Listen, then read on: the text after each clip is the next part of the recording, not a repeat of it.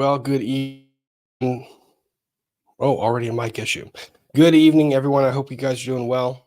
We are covering today, as we have been throughout the past few days, the case of Kowalski versus Johns Hopkins All Children's Hospital. This is a case stemming from the facts that were discussed in the YouTube document, or not YouTube, net. Oh gosh, Rob, is there a restart button on these things? Restart button? No, no. All right, let me try again. So, as you guys are aware, we've been covering the case of Kowalski versus Johns Hopkins All Children's Hospital. This is a case that's stemming from facts that were discussed in the Netflix documentary Take Care of Maya. It involves a child that suffered from CRPS, still suffers from CRPS, who is suing Johns Hopkins All Children's Hospital. I'll talk to them about Hopkins, ACH, etc. That's how I refer to them. For false imprisonment, various claims of tortious conduct, and ultimately resulting in the passing of her mother by suicide. That is said as a caveat to those in the chat that have difficulty listening to or digesting or talking about cases involving sensitive topics concerning children. Just a warning so that you guys can stay away if you want to. There wasn't too much today that involved that particular subject matter, except for we did dive into the subject of Beata Kowalski, Maya's mother, her suicide. You guys will see comments in the chat. For those of you guys, as a bit of a warning, and to those that are engaging in the chat, there are certain words that I can say limited times on YouTube, and certain codes that I kind of have to use in order for the stream to stay up. The information is important, so I want the stream to stay up, active, and available for people to watch. So I am limiting some of the things that, well, rather some of the words that can be used in the YouTube chat. So you might not be able to use the words such as the other word we use for unaliving in the chat. And that's honestly that's a content moderation. That is a YouTube content moderation. And it's something that I'm trying to manage so that the stream stays up. There's been a lot of streams that have come down talking about sensitive topics, and I want to avoid that with this particular case. So anyways, we entered today, day 7 of the trial, and well, we had a weekend break. And after the weekend break, I thought the plaintiffs would have the opportunity to reorient themselves, come back and present coherently linear argument with their next witness and be in organized fashion. That was not the case. And today was a very frustrating day for the plaintiffs. Very frustrating. A lot of the stuff that we're going to talk about today is, we're going to recap the testimony, but a lot of the stuff we're going to talk about today is handled in the motions and argument that were discussed prior to and intermittently throughout the testimony provided by the 3 witnesses we heard from today. We heard from 3 witnesses today. We heard from Deborah Hansen, social worker that was employed and worked with All Children's Hospital, and actually was the one that made the phone call to DCF to report the incident. Now, from what I understand from her deposition, is that she did so at the instruction of Sally Smith, who's a pivotal figure in this trial. But through a lot of legal argument, she didn't really get to testify to a lot of what I think the plaintiffs wanted her to testify to. We also had testimony from the detective that was the investigating detective of the suicide of Beata Kowalski. There were photos that were argued about. Don't worry, the photos are not shown on any of the feeds, so that's not a concern that I have. But we did get the suicide notes that were introduced into evidence today, so we will take a look at those notes, the emails that were written by Beata Kowalski prior to her untimely passing. And then finally, we had Jack Kowalski take the stand. Now, I'm going to cover very, very, very little of his testimony, if anything, really, because frustratingly, there wasn't a whole lot that we can glean from his testimony as yet. He's going to take the stand again tomorrow, so hopefully we'll get some more substance out of that. But like I said, it's a controversial topic. I hope that you guys engaging in the chat are doing so respectfully and kindly. And and with an understanding that there are both sides of this case, we are still on the plaintiff side of the case. I've had a lot of criticism recently about whether I'm taking a side in one direction or the other, or that it feels like I am. I'm not.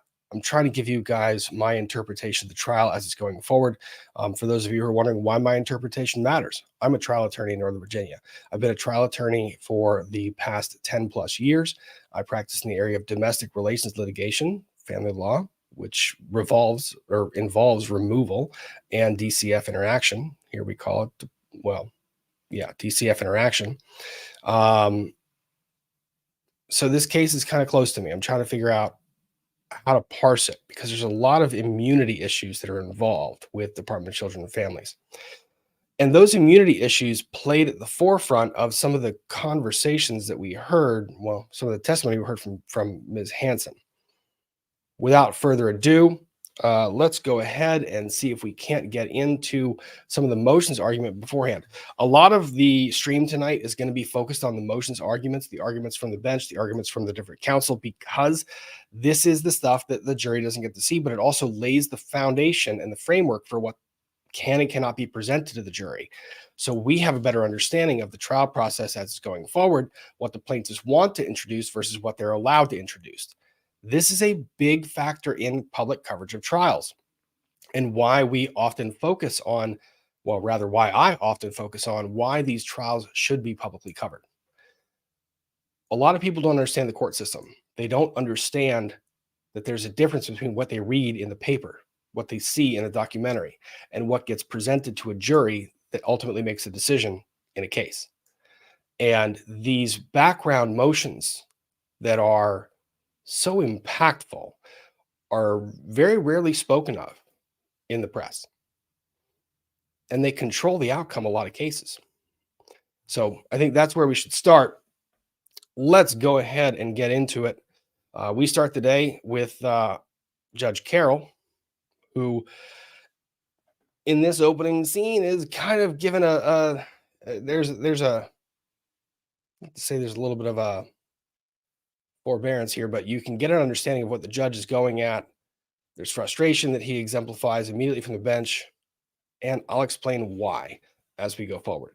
This initial bit is going to be a little bit longer because they're discussing a lot of motions. I will try to speed it up. Some of the arguments I will slow down, some of them I will speed up. I apologize to those in the replay crew. I love you guys in the replay crew. Thank you guys for tuning in and watching this case as it goes on. For those of you who are tuning in and watching this this case and my coverage of this case, please consider subscribing. It does a great deal for the channel. It does a great deal to make sure that the time that I'm spending working and listening to this trial in the background is well spent. So I very much appreciate it. And if you guys wouldn't mind hitting the like button, it would very much be appreciated. I already see that we have Jules, one of the people that's in court watching, is in the chat engaging. So let's go ahead and get into it. I do have some input from her, and I think her understanding of how today went kind of mirrors my own. But let's get into it. I did bump the volume. I can't bump the volume anymore. Warning to those who have pets, animals, etc. During these motions arguments, the attorneys are they kind of forget the proximity of the microphones. So there's little intermittent pops here and there. I apologize in advance. This stream posts, the live coverage posts in a time that I can't download it and edit those down. So I apologize if you do hear some loud noises here and there. I have this volume amped up several percentages, like 600%, because the courtroom feeds are often really, really low. So let's go ahead and see what we can do. You guys, let me know if you can hear the video. I have had audio issues in the past, so let's see where we can go. I did receive both memos on the issue of the delayed disclosure. I don't think we have time to deal with that this morning, maybe late this afternoon. If not, we'll deal with that tomorrow. We don't have Tom Elliott here for the jury instruction. We can have him here though in a break or later. I didn't realize we were going to argue it this morning. It's not more of an argument, it's more of a pronouncement. And we can probably have, I'm actually going to be asking when I make my thoughts, I'm going to ask the court reporter to actually transcribe that portion of it and send me a copy of it. So he'll have that. And then I saw there was also a motion to ask for a special instruction relative to the Facebook message from Friday, and then of course, whatever you all need. So it's very ambitious. Has there been further movement on the exhibit issue from this exhibit list? Your Honor, we have, Has there been further movement on it, yes or no? barely. Most of these two are fit within 803 or 804, and that's So the answer is no. the answer. Okay, let's not, we don't have time this morning for long-winded answers. I can go ahead and receive those that were stipulated to, is that correct? Yes, sir. The court receives the totality of exhibit 2044, 2353, 2354, 2355, 2356, 2362, 2419, 2420, 2421, 2425, 2426, 2428, 2435. Now let's move on to what you need to, Mr. Anderson, relative to these exhibits. Yes, Judge. So we can either take up all of the exhibits for today, which would include those, so the court's aware. We have first Jack Szalbirak, the detective. On the Are scene. you intending to use all of these exhibits today? That's the idea. I'd like to get as many of them as we could.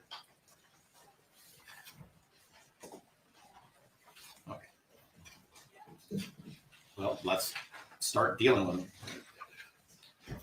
And it's on this exhibit list beginning with 2018. However you want to do it, it's your case. I'll tell you what. Do you have the list for Jack Szalbirak, the short list? No, I have the full list apparently for today. If I may sit down, Judge, I think I can transpose real quick. I'll tell you. Actually, just let me tell you the ones we got to worry about today. Just start with one. Let's do this. Yes, sir. 2031, photographs from the scene of Maya Kowalski's death. Actually, we're not going to use that. We're going to use 2031A, which is photographs from the scene of Maya Kowalski's death, blurred. And then we would like to put in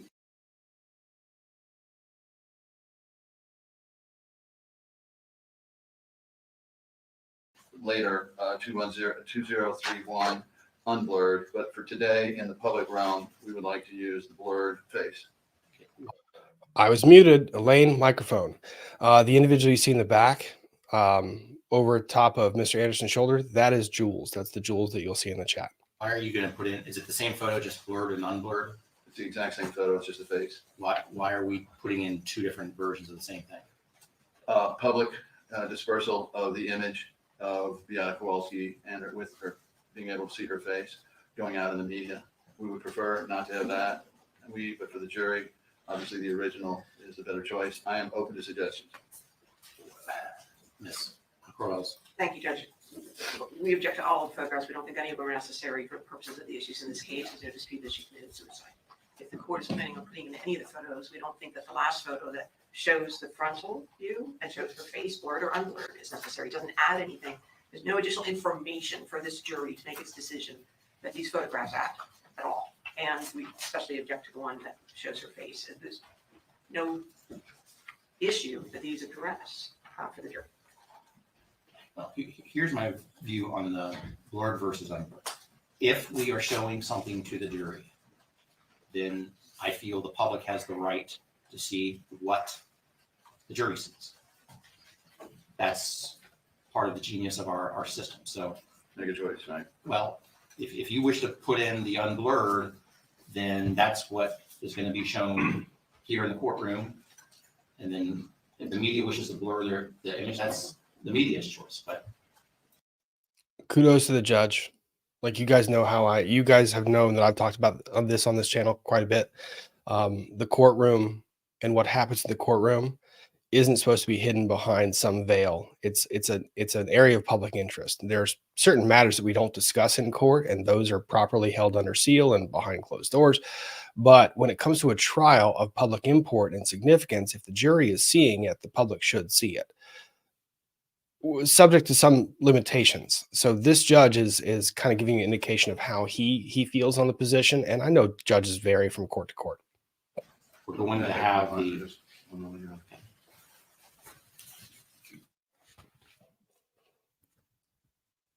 We'll go with 2031, the unblurred. Hopefully the media will be respectful and blur out her face in death. Same how objection. many photos are we talking about in this series? There are, I believe, simply, well, let's see. Half of the house for the dryer. So we have one up from the back. There's 26 photos in 2031. All right. Then there is, for right now, there is, let's just move to the next one, which is 2031-003, photo of the front of the house with police. It's a hard tape question. across the driveway. How many? I'm sorry, Judge. I don't know where Mr. I Anderson's don't know. talking. I'm asking pointed questions. Let's not have lengthy answers. I just need a specific answer. How many photos are in 2031? 4 we intend to put in. Well, Judge, I don't know which 4 those are because they just gave them all. How many are in the series? Just tell me that. 26 in the series. Okay, we're not putting 26 photos in of the same issue. Yes, I understand. On Ms. Crowell's point about not putting any in, I disagree with that. I do think there was evidence, or is going to be evidence, that Mr. Kowalski viewed the scene, and I feel like that's going to be relevant to the issues in this case. So you're going to get some, but you're not getting 26.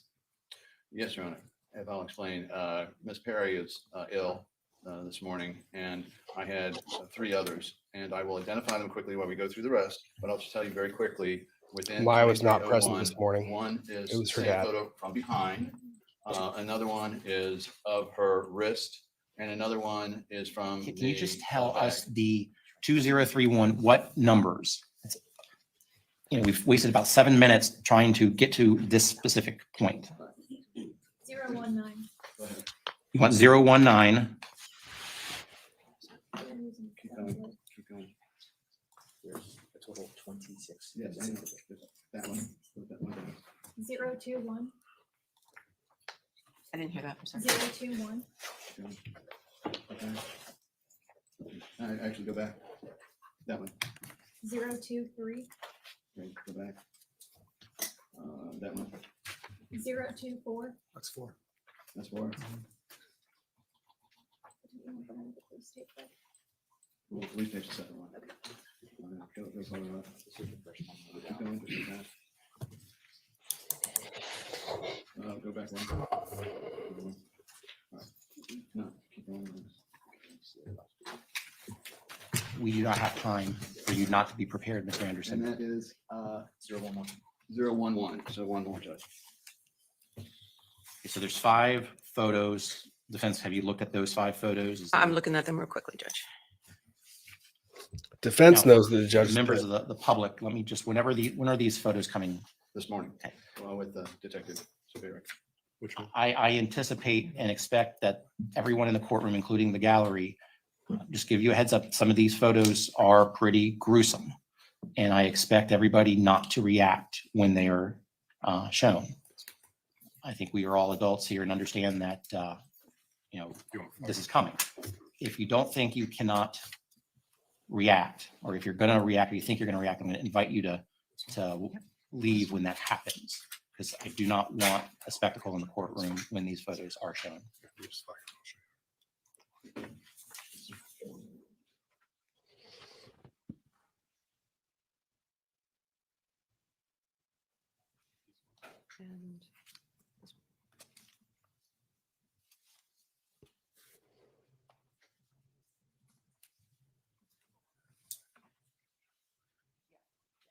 And Anything Judge, other than the just only regular other- relevance? I'm sorry. Anything other than regular relevance on those 5 photos?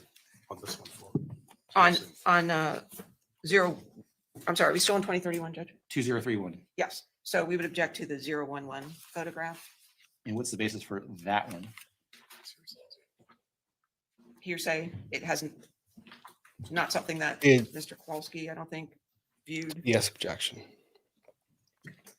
I'm gonna need to see the photo. So either someone can just hand me the photo Here, or. I flagged the ones, Judge, that,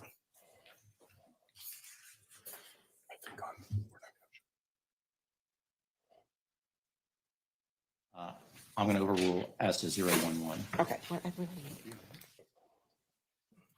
right. Anything with the other No four? further objection other than stated. Okay, the court's gonna admit over the defense exec, objection 2031 -011, 019, 021, 023, and 024. What's next? The next is, I don't know if this is encompassing with it. You just ruled on 011, Judge, is that right? Yes, I see, okay. Police report, that's 2032. 2032. You bring in a law enforcement report? Yes, Yes, Your Honor. Which It's, don't come in. 838. yes. Law enforcement reports generally don't come in. So Uh, explain to me why you're trying to put in a law enforcement report. You know, now the court mentions it, I think what we'll do is just use a refresh recollection on that. What's next? All right, this is a good pause point, and it's a good question. Thank you, Nikki, for asking the question and for the super chat. Why is this not sorted before trial? Thank you. A lot of my thoughts are same. Also, the judge has been convening these parties and the attorneys 30 minutes before the trial begins every single day to go over the evidence that they intend to rely on during that day's worth of testimony. The 30-minute periods, the jury is coming in at 9. They are there at 8:30. They go over and they hash out these last-minute issues, objections they can't resolve, things they haven't been able to stipulate to, because they need the evidence in before the witness takes the stand to testify upon that. And they don't want to run into a position where they're having to introduce something that neither party has seen, and having those objections waste the time of the jury.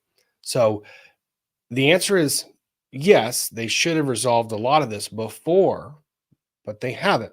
So the judge has gone to this mode of, we're going to meet 30 minutes before court every single day, and we're going to go through what you guys haven't resolved.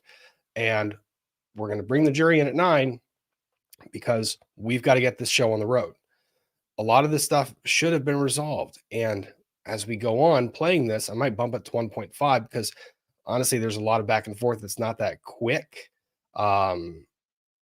So we'll speed it up a bit. But in answer to your question, Nikki, a lot of this stuff is sorted out before trial. It should be at the very least. So thank you for the question. Very good question. Yeah.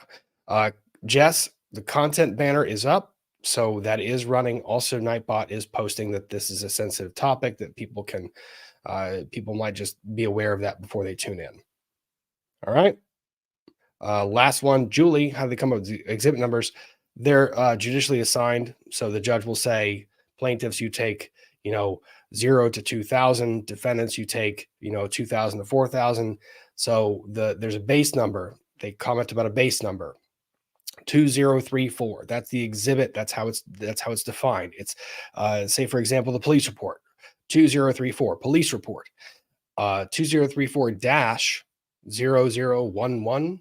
That's page 11 of that underlying exhibit. So you'll hear the judge comment about base numbers, what number you're referring to, what exhibit, because he has them all indexed on his system so he can pull it up. This is also why a lot of this pre-coordination is really important. So the judge, when they're going over an exhibit, the judge can pull it up on his monitors. People have commented this judge has 3 monitors in front of him. In trials like this, you kind of have to. I have 3 monitors in front of me right now, and I'm just commenting on the trial right now. So it's a very good question. Thank you. Thank you for that. All right, let's proceed.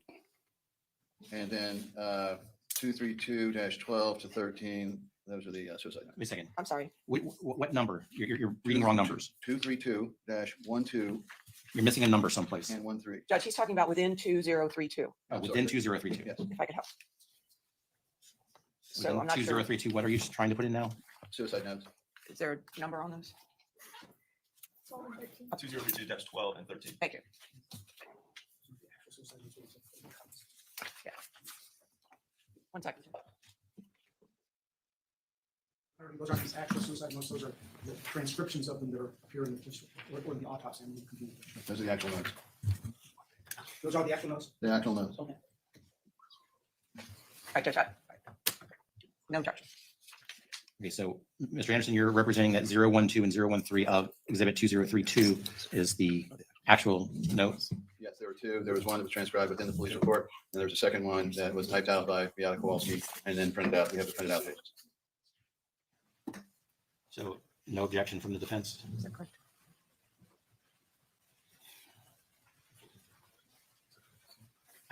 Well, 012 and 013, I'm sorry. Yeah, Judges.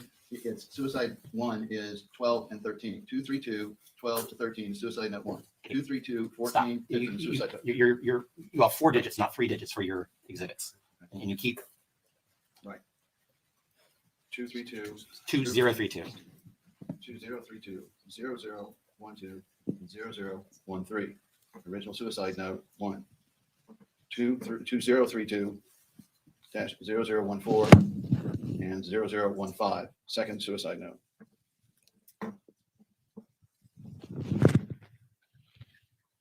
Judge, we're going to object. On what basis? Hearsay. 8043. 8043. Tell me what you're saying. Statement, dying declaration, statement under impending death. Courts, and we agree 012, 013, 014, and 015 are the correct pages. Yes. The courts can overrule the defense objection. I will receive into evidence 2032 pages 012, 013, 014, 015. What's next? 2034. For the record, Sarasota County Sheriff's records, Beata Kowalski death. So you're trying to put in the law enforcement report again? No, I believe this is something different. Let me pull it up. Judge, it contains the law enforcement report. It also contains the autopsy report. No, Judge, there's only one part of it, and it's actually down at 2034-0019, which is a list of the medications found by the detective on the scene. Let me just out of curiosity, did you tell them that you were only going to use 0019 out of 2034? I don't recall exactly what the conversations were because, to tell you the truth, Judge, we never got that far in our discussions. Judge, there was no discussion about this. They gave us the list yesterday, part of it at noon, part of it at 6, and one at 9 o'clock at night. They said, this is our list. What you're seeing here is they created this list. I just added my objections to the side. So this is what they said. Yeah. Noon, 6 o'clock, 9 p.m. the day before. They are saying, these are what we intend to rely on. Put together your objections. And the judge is asking them and telling them that they have to have a discussion beforehand, before trial each day, on what they can agree to and not agree to. How can you have a discussion when it's 9 p.m. the day before? That's the challenge. Now, I get that Mr. Anderson's paralegal was sick, and that's a big factor to consider. And then Mr. Anderson comments on that. But this is a trial that you've been preparing for years. I have done trials. I have been in this position. I do not wish upon any young attorney or any attorney period the lament that Mr. Anderson is going through right now, but it's one that you need to anticipate and prepare for, and when it comes, you have to be ready to navigate it. So Sent us that they're putting in this exhibit 2034. This is precisely what I'm trying to avoid, Mr. Anderson. I need you and I need your team to be specific with the exhibits that you're going to use. If you are going to only use certain pages, identify those certain pages. We have spent probably 15 minutes this morning of time we don't have while you're trying to figure out the specific page numbers.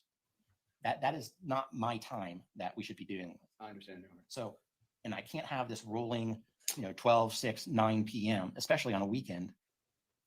So I think we need to get back to, you've got to tell them by the end of lunch on the day before, the business day before. So that means today at the end of lunch, you need to tell them what your exhibits are for tomorrow. That would be extremely difficult considering the preparations for the next witness and with the witnesses for the next day. In this instance, simply because there are two doctors, Dr. Patrick and Dr. Hannah. And that will require at least an hour's worth of review from me to separate out. The reason we're having these problems is I have a sick paralegal, and Kelly Perry knew all about these. And so we jumped into it relatively late when we knew she finally said, I can't go. So all this was worked out. I would point out what the defense has had all of these for at least a year and a half. And so what Again, we'll do, again, I've been on you to narrow the list and to be specific, and you haven't done that. And if it looks like I'm starting to lose patience, that's because I have lost my patience on this issue. I don't have time, and it's unfair for our jury. They're the ones that are going to bear the brunt of you're not being prepared. Yes, Your Honor. what do we have to do this morning before the jury comes in 6 minutes? I would suggest that we All right. So Jules makes the comment 5 attorneys versus 2. I'll leave it there. Yes and no. Yes and no. And I'm going to push back on this a bit. So one of the things that has been discussed quite a bit is the disparity in the parties' respective resources. And that's a factor that we have to consider here. The hospital has a ton of resources. They do have 5 attorneys that are arguing these things. The plaintiffs also don't have just 2. There are attorneys that are not in court every day that are preparing motions and preparing witnesses. They've appeared by Zoom. And also, when you get to trial is that's the culmination of all the work that you've put into this. A lot of these exhibits they've gone through, they've prepped motions for summary judgment. I've looked at the motions for summary judgment. They filed, I think, 12 or 13 motions for summary judgment, and they've argued back and forth. These exhibits are known to them. They know these things. If you listen to Attorney Wilson in the back during one of these exchanges, I think he repeats the exhibit number offhand. He just said, he goes, "Judge, without in front of me, I think it's 2165." And he's right. That's the right exhibit. It's a challenge because, and again, I'm trying to be understanding of every party involved. I've made the comment before, attorneys have bad days. They're allowed to have bad days. Mr. Anderson, I have heard him argue motions. He's done a great job in arguing motions. Today was not his best day. He had trouble keeping up with the logistics side. And for those of you in the chat are being really critical of him, it's also a lot to juggle. He's got a trial. It's an 8-week trial. Everything, it's a machine. When one gear in the machine starts working not the way it should, it's hard to get it back on track. He's clearly in that position where he's lost a paralegal, he's lost the help, he's trying to get his case back on track, and he's trying to navigate this with a judge who's laid out his understanding and his expectation. Now, I would put a lot of my stress on meeting that judge's expectation. One thing I'm critical of Mr. Anderson for here is his continued lament about the paralegal being done because and about having to prep his experts for the next day. That prep generally takes place well in advance. And yes, you do a 30-minute or 1 hour meeting before the day they put them on just to refresh. But a lot of that doesn't really excuse the things that has to be done during trial, especially when this judge has laid out that you need to identify your exhibits specifically. And this judge is a stickler for specific. So I have judges that I can go in front of with a binder that doesn't have page numbers, and I'll be fine. But there are judges that I appear in front of where those page numbers better be spot on, and if they're not, I get the brunt end of it. I had one trial where I had someone else prepare my exhibit binders for me, and I got burned so badly that I have prepared my exhibit binders by hand myself because I have not recovered from that.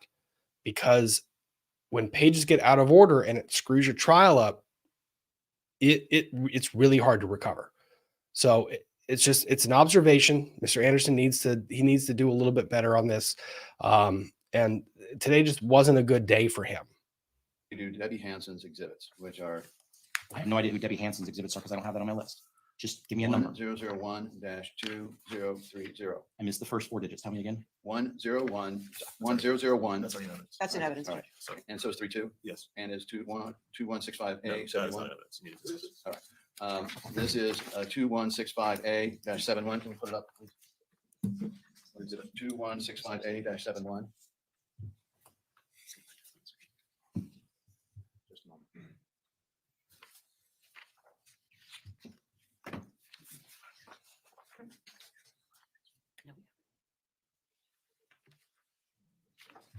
Keeps looking at the clock. He keeps looking at the clock. Now, obviously, Judge, we're going to highlight the relevant portion of this. This is the accessing records for Maya Kowalski's Johns Hopkins record on October 8th, When 2016. you say the access log, this is Look at this thing. Just look at the screen. This is the access log, and they're parsing over which parts of this are admissible or not.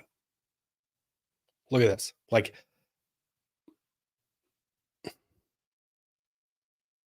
the total exhibit is 234 pages. 234 pages of this. And they are here 10 minutes before the jury is supposed to come in, arguing over whether this is coming in or not. And if you're the judge, Misty Angel, that judge really holding his tongue there. He wants to go mad. He does. He does a good job of. I made a comment on Twitter earlier today that if there were not cameras in the courtroom, this judge would be laying into these attorneys and should be. He is trying to manage a trial that's very document intensive, very witness intensive. And this is the stuff the attorneys are bringing him. Of the medical records, Yes, Your Honor. this is who was actually viewing the medical records. On the 8th, yes. Judge, he's indicated a week's worth of this access log that consumes a number of pages like you're seeing on the screen in front of you. It's not explained. This witness, with all due respect to her, but Ms. Hansen is not one who created it or maintains it or who is even familiar with it. And it's being offered out of context without explanation, without foundation.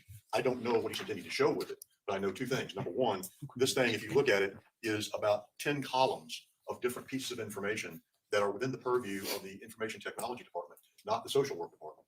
This lady who he's going to use it with has no involvement with creating this, no involvement with having any part of it. And it's very unclear what he intends to do with it. It is clear that there has been on multiple occasions raised through this case an allegation that this access log documents a HIPAA violation. We've had, you'll recall that we had a motion on that, a motion in limine on that.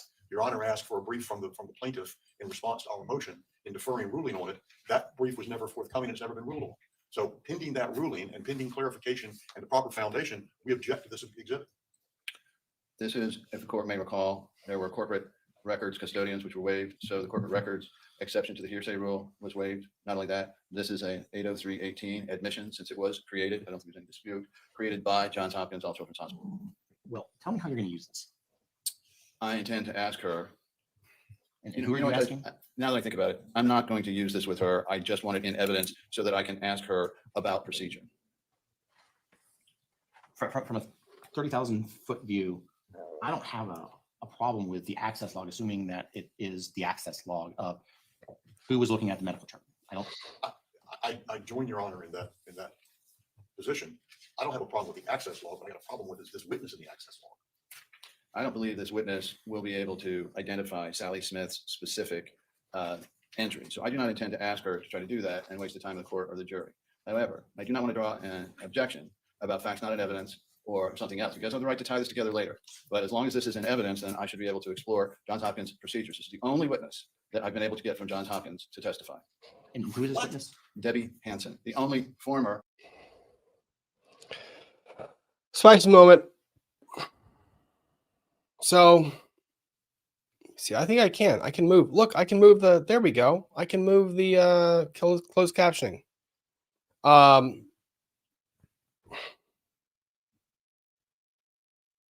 So, that was spicy moment. Hunter, the attorney for the defendants that you're seeing there on the right, he's a bulldog. If you're going against him, you better have your stuff in order, because you'll see later he objects and doesn't stop objecting. And yeah, when you go against an attorney like this, you better be able to navigate the objections. Now, what Mr. Anderson is alluding to here, to give you guys a preview, Mr. Anderson is alluding to essentially this fact.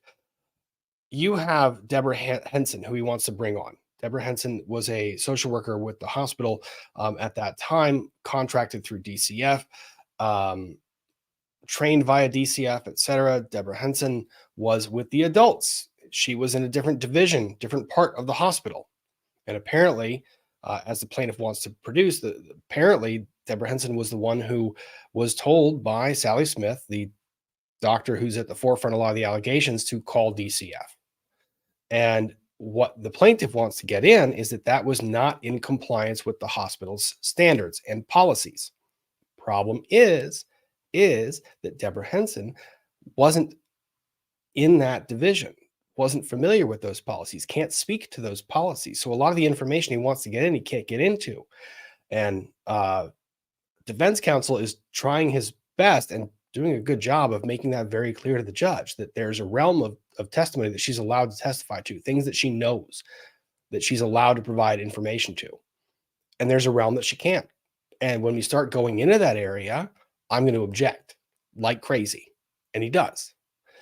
And plaintiff's counsel, I mean, there's back and forth. I mean, these guys, seeing their emails back and forth would be very curious, because I imagine there's no love lost between these two. Employee of Johns Hopkins. Well, Judge, there's going to be strenuous objection over the foundation for her knowledge about some of this stuff. I don't know what counsel intends to ask her about, quote, procedures, unquote, but I do know that her job description doesn't contain and doesn't involve information or procedures regarding access to medical records. well, on the issue of what might be an unpled HIPAA violation count, are you going there at all in this case? No, well, we're going to argue it, but I'm not going there until we have a ruling from the court one way or the other.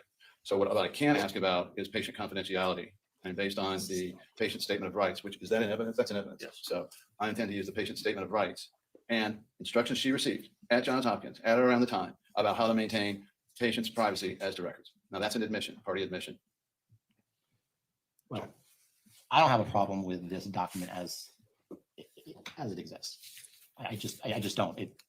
Judge, again, I don't have a problem with this document per se. I have a problem with excerpts of the document as opposed to the whole document if we're going to go here.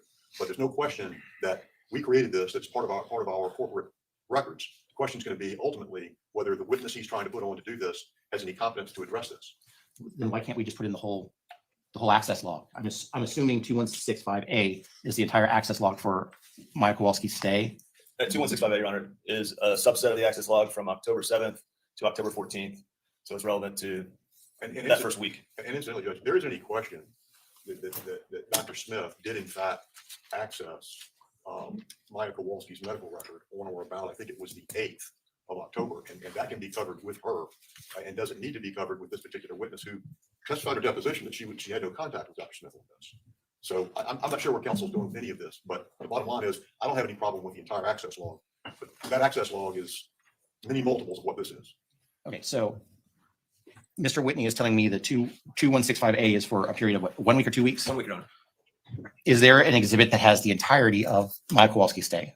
Without looking, 2165, I can find the joint exhibit list. It's at several hundred pages, but I believe 2165 would be that document, Your Honor. And just one moment. Then why don't we just put in the entirety of the access log? Yes, Your Honor, it's 234 pages, and that's the entirety of it. And it's 2165? Yes, Your Honor. So, Mr. Hunter, instead of putting in A, do you want to just put in 2165? I understand that you don't think that this witness can talk about 2165. I'm saying disregard. So plaintiffs, are we moving in 2165? We move 2165 in. We have that one. We do have 2165A, the Omar is 5A. So administrative stuff, let's fast forward a We bit. haven't submitted, I guess we haven't submitted the entire, we can submit the entire, everything in the house and everything in her car.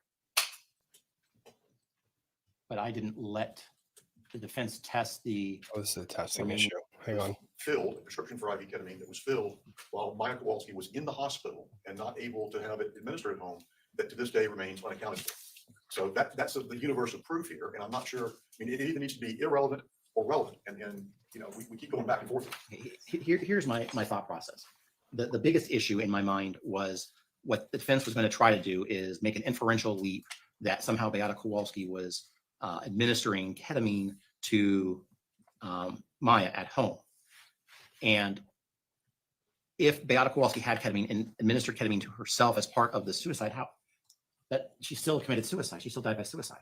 And so I don't see why the ketamine issue for Beata Kowalski is an issue. Nor do I really see all these other medicines. Why is that? Because there is an allegation in this case of Munchausen by proxy, which has not been abandoned by the defense. The key to their Munchausen by proxy claim is that Beata was pushing a lot of medical treatment on her daughter. This demonstrates, including the fact that there was a prescription 2 years old for 15 hydrocodone and 13 still left. There's a prescription of Xanax, 30 and 30, all of them left.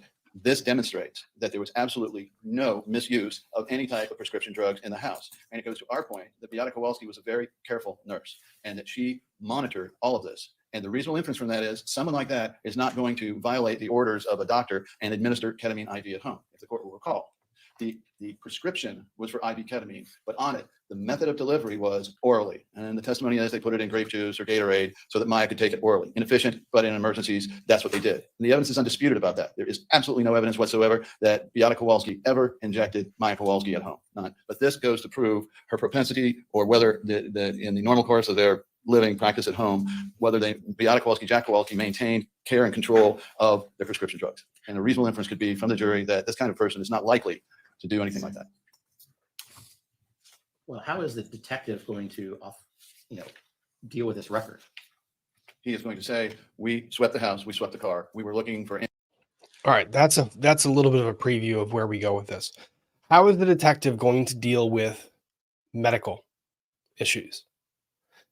And I think that's kind of a preview of the entire day and how the entire day goes, or at least the first two witnesses. The detective cannot testify as a medical expert. Can't testify to the cause of death, can't testify to the testing of the drugs, can't testify to anything. He can't. There's other witnesses that could. The detective is not one of them. But they want the detective to testify to this stuff, and they're fighting over a lot of this. And in my mind, I'm going, what? Square peg, round hole. Why? Why? I mean, think about the amount of court time we just consumed with this argument. Trying to get the detective to testify to medical application of pharmaceuticals. What does he know? He came upon the scene. This started to frustrate me, and I start to understand the judge's frustration when we talk about this line of questioning. Any indications with the IV bag and all that. We were looking for any indications of whether Beata Kowalski had given herself medication, or whether there were any indications of unprescribed medications around the house. It was the typical thing that they do. It's their usual procedure, especially in a suicide, because they find pills, the means of suicide. Here it was fairly obvious, but again, people were wondering, and I'm concerned about they're speculating about what Beata Kowalski may or may not have given herself at the time. There is no evidence whatsoever from the autopsy or any direct evidence anywhere that Beata Kowalski injected herself with ketamine or anything else. The speculation might be that she gave herself something to knock her out, so it wouldn't be quite such a, and it's not speculation, it's a reasonable inference, that she gave herself something that would make it easier to go through what she was about to go through. Anything further, Mr. Hunter? No, sir. Mr. Anderson has convinced me that there is some relevance to this document to rebut a theory of Munchausen syndrome by proxy.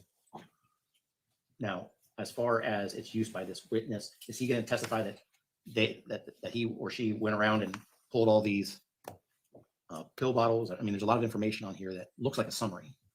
I believe his testimony, I haven't spoken to him about it, is that either he or someone at his direction, there was another police officer there.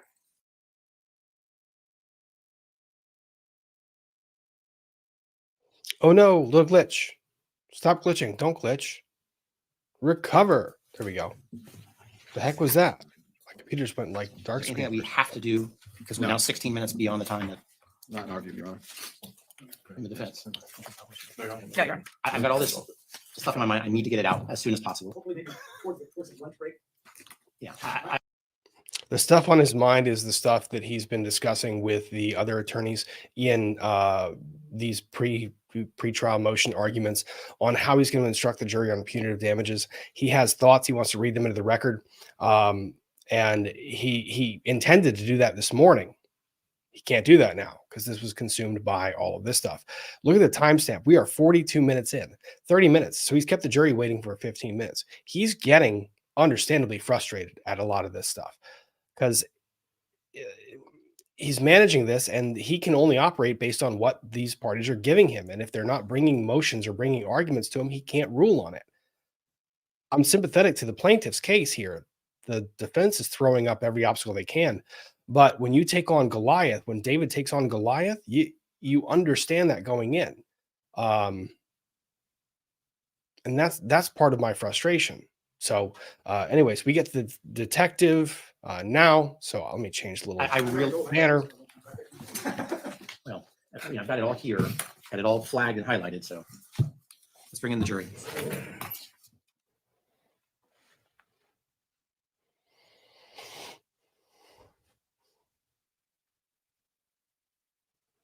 I am not going to try to pronounce the detective's name, by the way. No way. No way.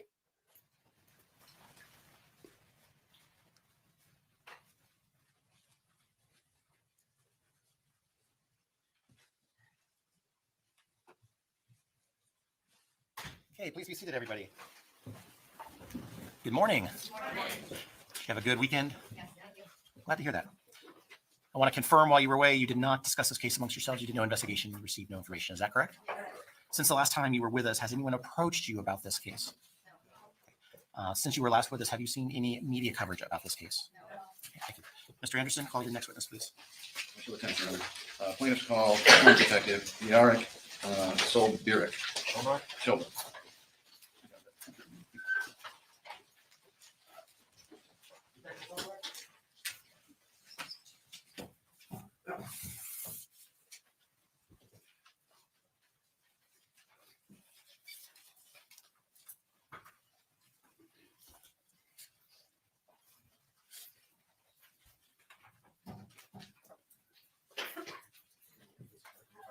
Do you solemnly swear or affirm the testimony you're about to give will be the truth, the whole truth, and nothing but the truth? I do.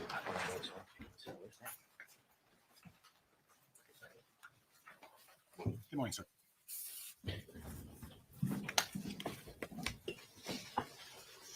Morning. Please state your name for the record. Jarek Szalbirak. Let me make sure. Szalbirak. Szalbirak. Can you spell that for us real quick? Yes, the first name is Jarek. Last name is SZALB as in boy IRAK. Thank you, sir. Now, sir, are you being called here as the investigating detective at the Sarasota County Sheriff's Department for the suicide of Beata Kowalski? Yes, And can you tell us, are you still with the Sarasota County Sheriff's Department? I retired from the sheriff's office. And approximately when? March of 2020. And at the current time, you work for the Department of Defense, is that right? Or a government agency? I work for the federal government. Work for the federal government.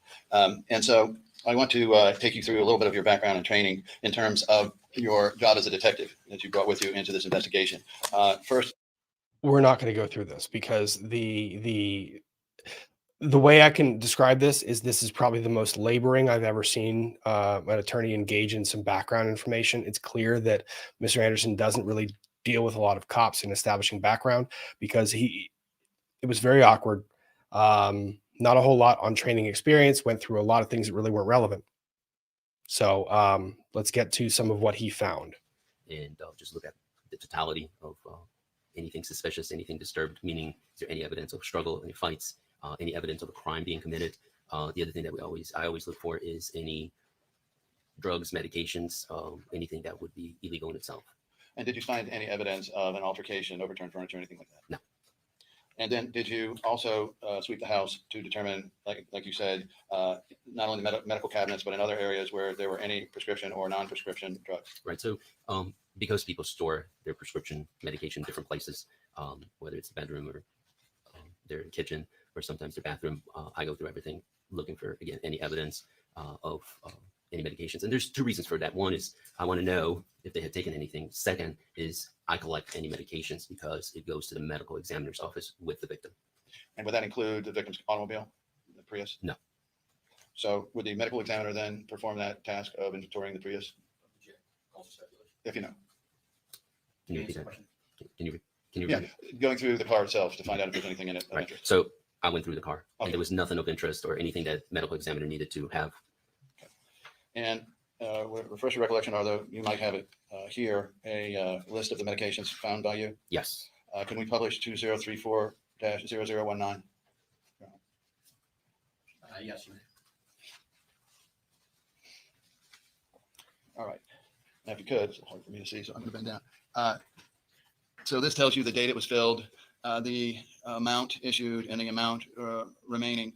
And of these, going down, to the best of your knowledge, the first ones, the nortriptyline hydrochloride, the citalopram, the levothyroxine, and the, however you pronounce that next one, are those narcotic drugs you would be concerned about? No. Then zolpidem tartrate, is that Xanax? The next one? Oh, no. Are you familiar with that as a sleeping aid? Sorry, Ambien. Yes, and that is not a scheduled narcotic. Mr. Anderson, I need to cycle TV again. One second.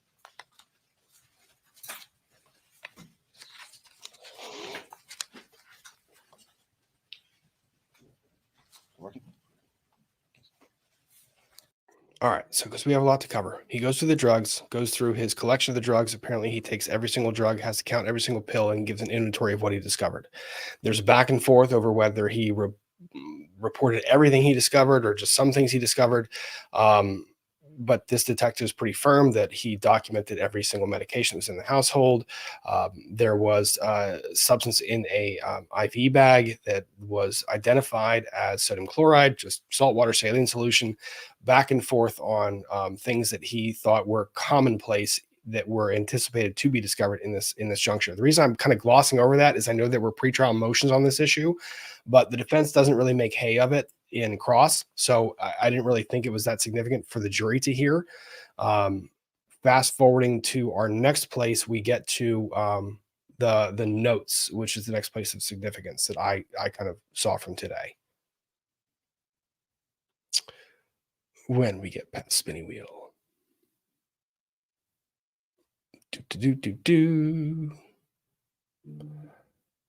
My computer blanks out and it's like, has to Can you look at recalibrate. more Here we go. of, I don't know, a practical way, and explain the significance to you. Overall, you can answer that. So she was an infusion nurse, and I really don't know why she used the injection. I couldn't figure that one out, but every suicide is unique and unique to that person. So it might have had a meaning to her, but I don't know what that was. And so did you have the contents, as much as you had of these different things, delivered to the medical examiner? Yes. And did you receive any reports back? I understand as to the injector there that evidence was not preserved. As opposed to the bag. Yeah, so that goes to the medical examiner's office, and I don't know what Dr. Vega did with it. And from everything you saw and heard, was there any indication of any other cause of death other than hanging, that is strangulation? Right. So the totality of the investigation went to Dr. Vega. He did his part, which he made a report, and his conclusion was that Beata hung herself. All right. And through the course of this, had you had the opportunity to review the backgrounds to determine whether there was any history in the records of child abuse or domestic violence on the Kowalskis? Yeah, there was no indication of law enforcement responding to their house for any domestic violence or anything else. Okay. And so did Beata Kowalski leave suicide notes? She did. And of course, permission, may I publish 2032-12 and 13 suicide note number 1? Yes. I'd like you to take a look at this and tell them what, if any, significance this had to your investigation. Right. So we talked about the why, and Beata wasn't there to tell us this in person, but she certainly left 2 notes, and this is one of them. So as I was looking at this note, I'm picking out her state of mind, her mind frame. The first thing that says in there, it says, take care of Maya. And she also expresses her love for Kyle. In that note, what I focused on as to her state of mind, one of the last sentences, I no longer can take the pain being away from Maya and being treated like a criminal. I cannot watch Maya suffer in pain and keep getting worse while my hands are tied by the state of Florida and the judge. It's been 3 months today of Maya not being home. So that kind of shows what her state of mind is and the pain she was going through. All right. And so in the event of her death and Jack's death, did she say who she gave her parental rights to in the event of both of their passing? I gave Yes. my parental rights. To her sisters and brother in Chicago area. And then she wanted to be cremated. Correct. Is that right? Yes. Okay. Let's and did this further confirm your theory, but the results of your investigation as to the why of this? That gives us a really good clue. That gives us a really good clue as to what she was going through emotionally. The depression, being in pain and emotional pain, and no longer can take that pain. Then if we could, Judge, publish 2032-14-15, suicide note number 2. May. Let's publish this. All right. And so what was significant here to you, if anything? Okay, so my attention came to the very first sentence where it says all children in hospital in DCF have destroyed Maya physically and mentally. She said you let them continue to destroy her even more slowly each day. Maya will never be who she was before October 13th, 2016. And then she went on to say, by taking the side of Ultra Villains Hospital in DCF, You have destroyed my family, my Jules, marriage, you're fine. Sorry, that was a mistype. put us into bankruptcy. Now, did she give some idea down there, second from the last, about her history, personal history that was significant to you? I grew up in Poland. Yes. So she talked about growing up in Poland and watching the communist and socialist system being a nightmare, referring to taking away people's rights. And she felt that's what she was experiencing here. And after reviewing all of the materials that you looked at in your report, the results of all the investigations, was there any doubt that the cause of death, from your perspective, was a strangulation, suicide by strangulation? All right, I want to pause here because the defense focuses on this for a bit. So, pausing here for a moment. This email is something the defense is going to focus on because a lot of what's going on is the blame game. To whom is Beata attributing the cause of her decision? And the plaintiff's case is that Beata attributes the cause of her decision to the hospital. The defendant's case is that she attributes the cause to the court and to DCF. She can't attribute the cause to DCF. Reason why is that DCF is immune. They're immune from that causal connection. The court can't be attributed to that cause because there's no recourse against them. There's no recovery against them. So the big question is, to whom is she attributing blame? The defense is going to highlight this email, and it was good for the plaintiff to bring it up right up front. The problem I think that the plaintiffs have here is that this letter is far more attributing of blame than the other one. So the Netflix documentary Take Care of Maya was so focused on that first interaction. And that first interaction, that first email really didn't go down the road of attributing, this is the reason I'm doing this. It just says, I've done this. It goes through a little bit of it, but this letter, this email that's written to the judge this is far more aggressive from Beata's standpoint. Honorable Judge Haworth, your heart is made of an iceberg. ACH, DCF have destroyed my daughter physically and mentally. Further, you've let them continue to destroy her even more. Slowly each day, my daughter will never be who she was before October 13th of 2016. By taking the side of ACH and DCF, you've destroyed my family, my marriage. You've put us into bankruptcy. You still denied me to see my daughter in court today and have face-to-face visitation with her. You are unfair and unjust. I can't believe that you, the judge, allowed ACH to treat your orders as toilet paper and treat our family as criminals. The treating your orders as toilet paper, that's something that the judge in this particular case has been very clear about. To the extent that the hospital disregards the orders, that's still a valid cause of action. They can enunciate that. They can go through that and prove that. Continuing on, you've continued to allow to keep my daughter Maya in the ACH prison without giving her any human rights. Basically, you're keeping her in this,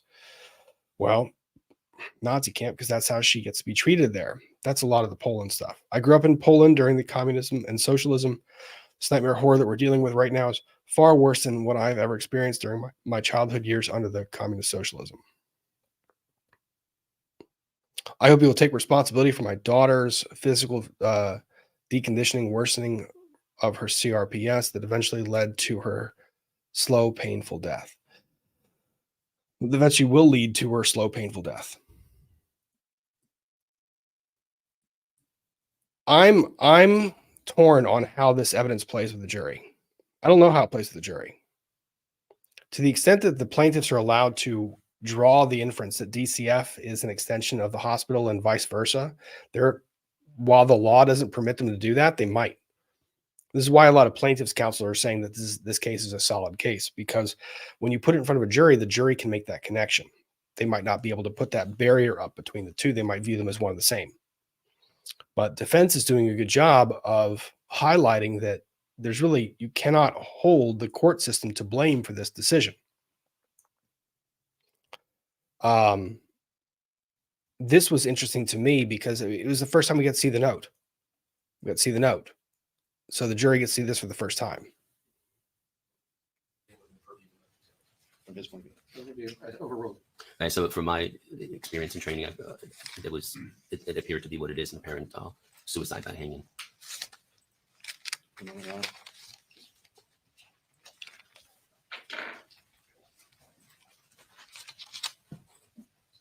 Oh, yes, I missed something. Go to the second page of 015. It's pretty important. Let's go over that. So let's go down to the I hope. Yes. I should have added that in before. Yes. She said, I hope that you will make sure that Dr. Malik at Gulf General Hospital and Sally Smith will lose their medical license and never ever hurt another child again. And didn't you say anything else after that in the next paragraph? She said, I hope that my family will be able to hug and kiss Maya soon, since you have denied me to execute my parental rights towards my child. Thank you.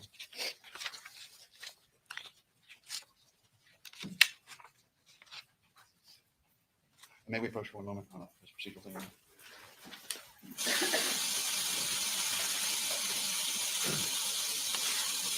Oh, judge or the long crime in the court TV forgets to mute this part. So let me go ahead and fast forward to the next section, which is beginning in cross. We are at what, 132? I think that's where it begins. 131.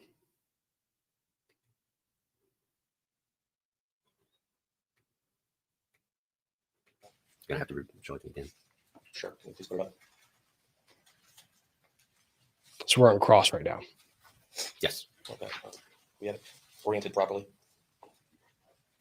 The top right-hand corner of this photograph, do you see a empty plastic bag? I do. Did you preserve that empty plastic bag? Yes. Where in your notes does it indicate that you preserved that plastic bag? Everything goes to the medical examiner's office. Are you aware what the medical examiner's testimony in this case was about the receipt of that empty plastic bag? I don't. Did it come as a surprise to you that he indicated he did not receive a testing? Sounds like I'm gonna have to sustain an objection. Do you know what the results of the testing were for that empty plastic bag? That would be something that Dr. Vega would be able to testify to. If you look at this picture too, around the knee area, there is a syringe, which your notes indicate had a clear liquid inside. Yes. Did you preserve that syringe? That syringe went to the medical examiner's office. Do you know if it was tested? That's something that Dr. Vega would testify to since it's his responsibility. Anywhere in your report does it indicate what the results of that, what the testing was for that syringe with clear liquid? Okay. So as far as Dr. Vega, what he does, my report would reflect that when I received his report, and the last thing that said in my report that I'm going to make it part of this case file once the toxicology is conducted, then that report is made part of my case file as a standalone document. So I don't write anything else except for the manner and the cause of death.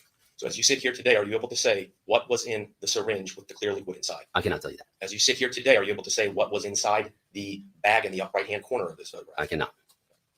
In your report, I also saw reference to 2 additional syringes located under Ms. Kowalski's sweatshirt. Do you have any recollection about that? I remembered that they were there, yes. Do you know did you preserve those 2 syringes? Again, that would have went to Dr. Vega with the victim. As you sit here today, are you able to tell what the result of the testing, if any, in those 2 syringes were? Again, that would be something that's Dr. Vega's responsibility. He would be able to testify to. Do you have any knowledge about what Dr. Vega tested or did not test? The toxicology report definitely showed what he tested for.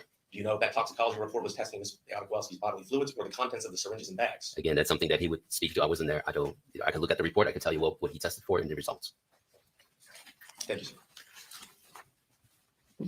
Anything else, Mr. Hughes?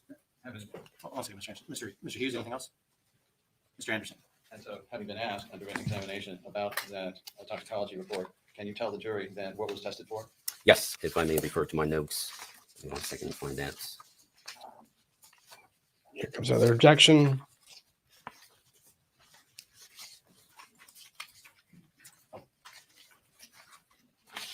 Okay, so I am looking at the medical examiner's report, and it's titled Report of Autopsy.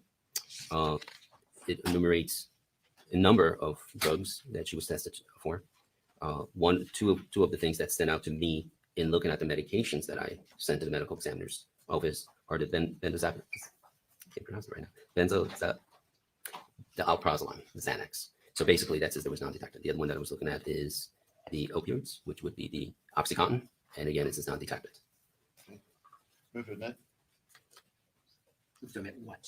Medical examiner report, report of autopsy, summary of autopsy finding and Let's go with exhibit numbers. Say again, Let's go with exhibit numbers. sorry, 2034-023. Just that part of the medical examiner's report contained within his report. We reject on the same basis we did before the jury came in. Open the door. Sustained. Yeah, no, that's not coming in. So we should ask Dr. Vega. Nope. All So in this toxicology, right. So that right there, that's a slip by plaintiff's counsel. So you can tell that plaintiff's counsel is getting upset. He's getting irritated. He's having trouble getting to the information he wants to get to. And again, I go back to this idea that, rather my understanding, that he keeps on trying to get information in through the witness that isn't the witness on the stand. If you want to get the medical report in, call the doctor that prepared the medical report. This detective can't testify to the findings of the medical examiner. But the attorney is getting frustrated because he wants to be able to get all this in. So the little side shot of, well, I guess, should I ask doctor? That was asked of the judge. No, don't ask the judge in the presence of the jury. He's lucky you didn't get admonished for that. report, were there any indications whatsoever of any narcotics or other drugs that would have caused or contributed to Beata Kowalski's death? No. And as a practical matter, since she ultimately died of strangulation, would it have made any difference? Purview. What if any difference in terms of death would the presence or absence of any type of narcotic or other drug make in light of what you saw? Same objection. He can't testify to that. He can't testify to Were there that. any signs of any other cause other than strangulation? Not to me. He can't And again, testify to I would have that. to defer to Dr. Vega in the same report that you're referring to. The cause of death is hanging, manner of death, suicide. Mr. Hughes. Members of the jury, do any of you have Oh, they do have questions. Hang on. That's a good point. They have questions. Wait, do they have questions? I don't think they any do. questions Not for on this this one. witness? No, next witness. I don't see None. any. May this witness be excused. You may, Your Honor. All right. While I pull up the next bit of testimony, let me kind of talk to you about what we just saw there. The medical examiner is the person who can testify to the medical findings. The detective can testify to what they saw, what they found, what they observed in their investigation, which might be what a label says. They can say what the label of a bottle says. They can't say what was in the bottle. They can say they counted 25 pills within this bottle that was labeled X, but they can't say that those pills matched what was there. You can't testify to a cause. What was repeatedly trying to go down of what was the cause of Beata Kowalski's death, and how long was she there, and how long would it take to do that? That is outside the purview of his knowledge. And when you try to get that stuff in, and the jury keeps seeing you failing at getting that in, and even they're starting to reach the conclusion of they're not a doctor. You just got to be careful about when you try and do that stuff. So I had trouble with that. Let me catch up on some of these questions and chats. SF, why does he want to get it without the ME? I'm not particularly sure. I don't know at this point. Maybe it's the cost. Maybe it's the ME is not cooperating. Maybe because it's a risk. They don't want to open that. They don't want to open that door. I'm not really sure. Crazy Cat Queen, thanks for the super chat. Judge looks 1 minute from counsel in my chambers now. Oh, he just about gets there. Vez, hoping you balance your new job with covering this trial. As much as I like to watch with your input, I also don't want you to overdo it. I'm doing okay. When I can do the recap at 8, it makes it easier because I can catch up on stuff. Because I actually am following this regardless of if I'm working or not, and I am working still. This week might be tough on Wednesday, or rather on Thursday. I have a hearing. On Wednesday, I have several meetings, so it's going to be tough. But I'll be able to give at least a little recap here and there.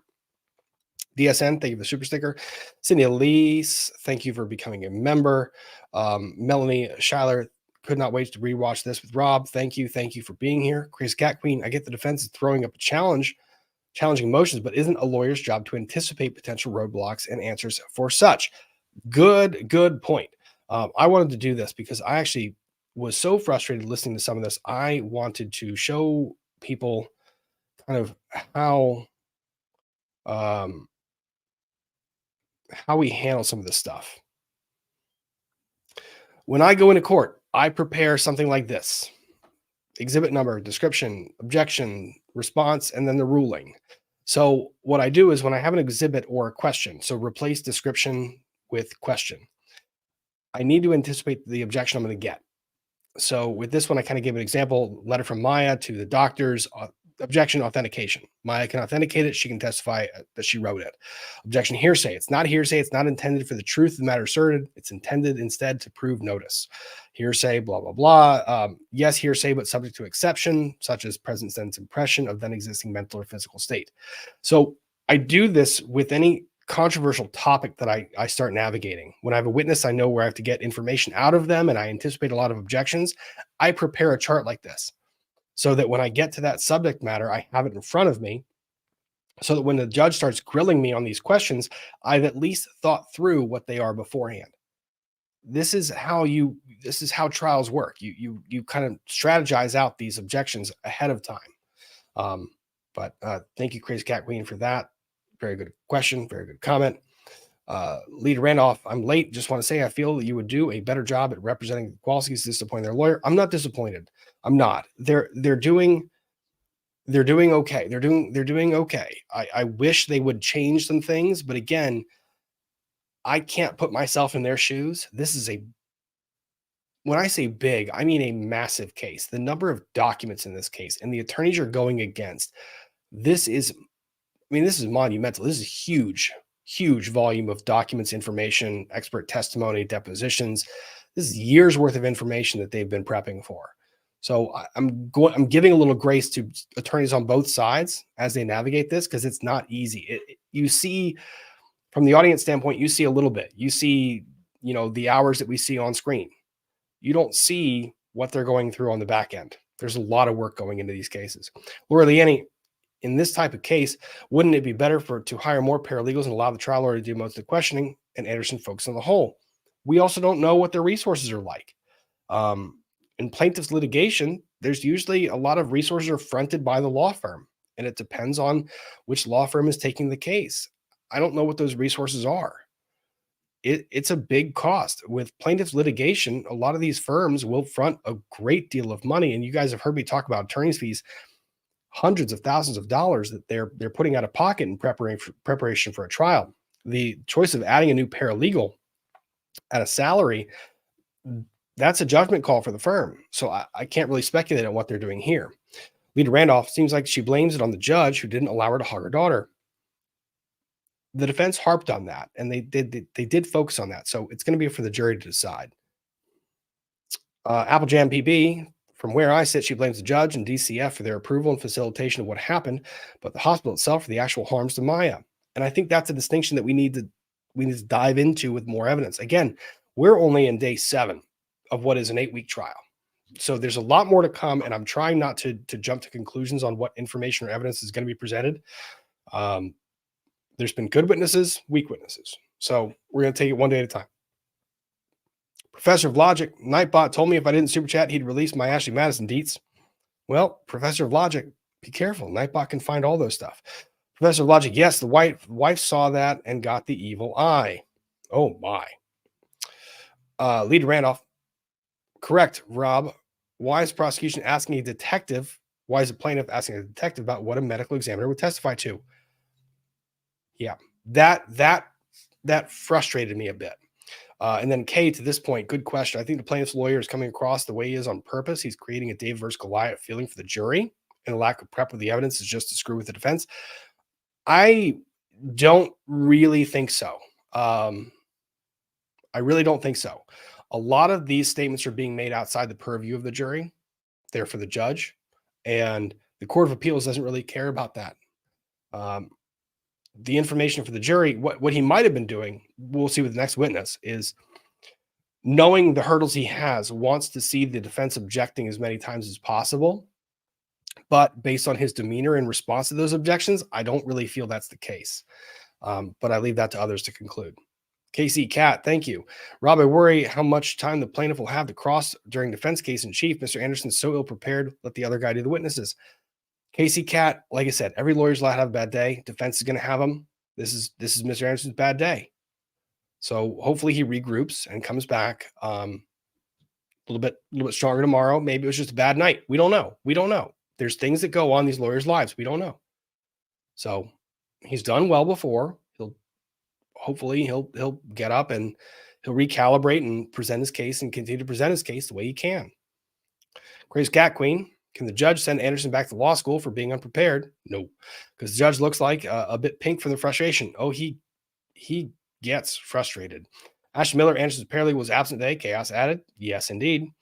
Joshua, thanks for the recaps. Thank you, Joshua.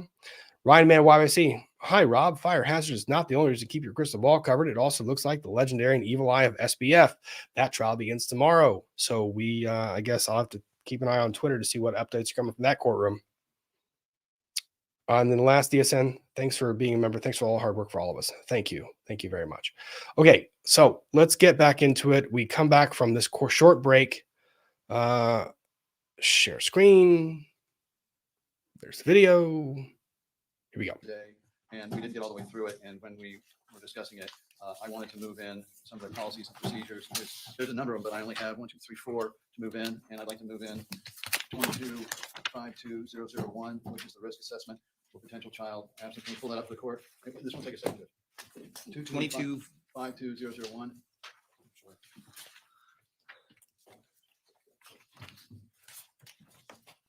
All of these are policies of Johns Hopkins.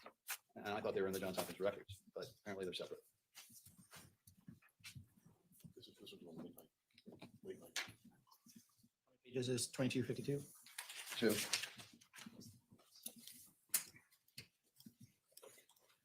And how are we going to be using this?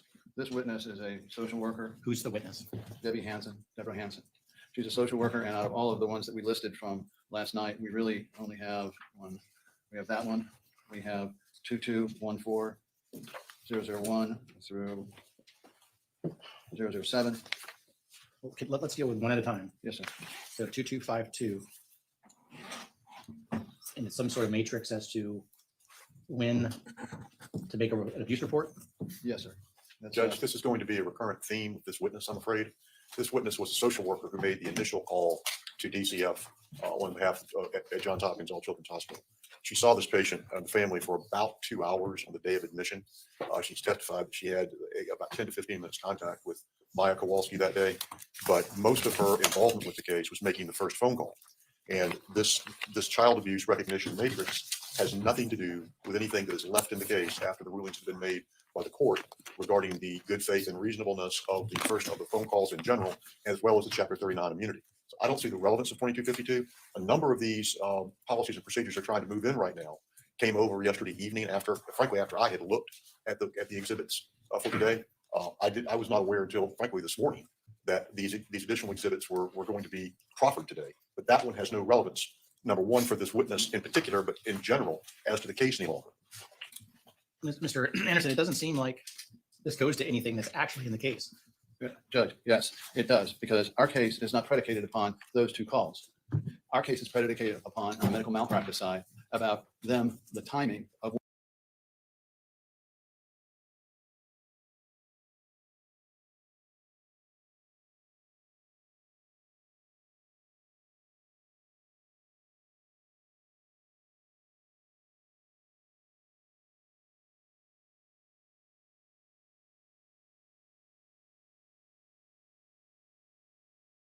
Elaine, microphone muted. Oh, we are professionals. Let me explain. No, that's too much. Let me sum up. This witness, they want to have testify to the predicate to the call. What led to that initial call to DCF? They want this witness to testify that Sally Smith instructed her to call DCF and that Sally Smith did not have information that was well founded at that time to give this person to make the call. Like, so the causal link, if you think about the causal link, right? You have staff, then you have doctor, then you have other doctor, and then you have called DCF, right? So staff has information, reports to doctor, reports to other doctor, makes the call. They want to get all the way back here. They want this person who made the call to tie all the way back to the hospital. And the problem with that is that the court has ruled, and I'm going to get some heat in the chat here. I think the court has ruled properly, because when you start to go into the calls and the basis for the call, the question is when is someone, any third party who receives information, when are they authorized or allowed to make a call? Because the intimation is that the person who made the call should not have made that call, right? And the question the court had to kind of parse with was, what do they have to rely on to make that call? What level of information do they need? And the court ruled previously that the call being made by Ms. Hansen, that phone call, regardless of the circumstances surrounding what caused the phone call to be made, that call was made by an individual who had information in their possession at that time that would warrant a call. This now gets to a little dicey area. The court has ruled that the call was proper. The call was proper. So how far back are you going to allow the plaintiffs to investigate what caused the call to be made? Because if the call was proper, then are we allowed to, hyperanalyze all the steps that led to the phone call? Now, this stands separate and apart from the treatment. This stands separate and apart from the false imprisonment, separate and apart from everything else. This is about the call and whether the call was made in conformity with the hospital's policies. So this witness, putting this witness on, as plaintiff's counsel, you are dancing a tightrope. You are on a tightrope. You better get every question right. You better have prepped this witness to the nth degree. You better know exactly where you're going with this and how to make the argument. And what ends up happening is this ends up being rather clumsy, and it all kind of falls into this big bucket. The bucket being the call was proper, and therefore not going to go into the policies. And the judge, based on the prior rulings and the arguments made today, I don't see those rulings as being wrong. If the person who made the call had adequate foundation in making that call, regardless of the information and whether the information was faulty or not, whether that person believed in that moment that they possessed information that would authorize them to make a call for DCF, that call was valid. The court has ruled that call is fine. That call is not a problem. Then DCF comes in and does their investigation, and there might be questions there.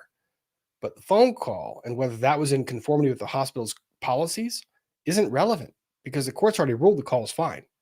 What the plaintiffs want to get to is Sally Smith. They want to get Sally Smith, and they want to involve her. But Sally Smith is already settled. So this is kind of a backdoor way of trying to get her into this case. And the defense sees it coming. So they're objecting strenuously to this. And the plaintiffs want to walk that tightrope. So that's what we see. And we end up seeing a witness that feels very constrained because there's objections every which way, and the plaintiff's counsel can't navigate around it. This should have been game planned. This should have been game planned a lot further than it was. And maybe what it is maybe it was that Mr. Anderson was having frustration with his first witness, and this carried over into this witness. And that happens, but that also should have prepped him for the order in which to call witnesses. I would have called this person first. I would have called him when I was fresh, when the information was right on my brain, when I say first, I mean first thing in the morning. Like, let me have this fight now. So Island, yes, they can force her to appear, but I think there was NDAs disclosed. There was NDAs signed. So I don't know how much she can testify to. So we shall see. This witness was a disaster for the plaintiffs, just trying to navigate it because they really didn't get in anything they needed to get. That was kind of the predicate that gives us some background. Let's go ahead and continue watching.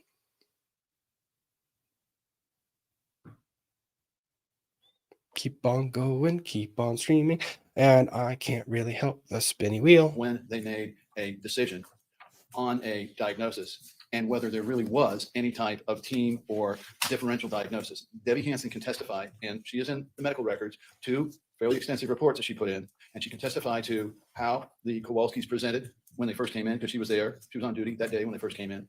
Whether Beata Kowalski appeared reasonable or whether she appeared to be out of control, as has been portrayed elsewhere in the records.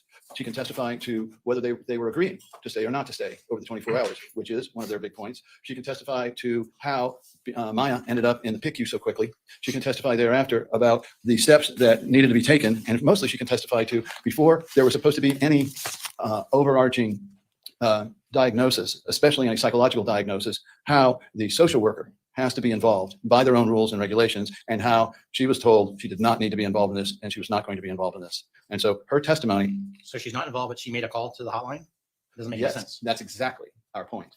She was directed specifically by Lisa Winton to make a call to the hotline before she completed her social psychological evaluation, which according to their rules is absolutely necessary. Not, and leave aside for a second the call, but that's necessary in the evaluation of the patient. So she has very important information to get before the jury about what the practices and procedures were. She had been there since 2009. She had been there at the time Johns Hopkins took over. Well, 225202 go to nothing that is in this case. So Well, I'm gonna because sustain- other I'm gonna- fictitious. I'm gonna sustain the objection that document's not coming in. All right. And then The reality is, you know, the court wrote, I guess about 2 years ago now on this, maybe a year and a half ago, about as soon as the court made the conclusion that there was, I forget the specific standard, but reasonable cause for the call, then Chapter 39 immunity applies. And I know I had some discussion about the good faith and all that, but you know, I concluded the existing case law forced me down the road that I went. And so I understand. Can I speak to that? I'm confident on that ruling. And so I think we need to move on to the next issue. So 22-14001, this is the mandatory requirement of a social worker being notified and involved in the event that there's any claim of medical child abuse, which there was to start with, morphing into Let's Munchausen put by proxy. 2214 up, please. I'm sorry, this is like rinse, wash, repeat. This is the same sort of thing, Judge. Hang on. Well, again, to be fair to me, I I need to see these exhibits. I Understood, Judge. haven't lived with 10,000 documents or 100,000 documents like y'all have for years and years and years.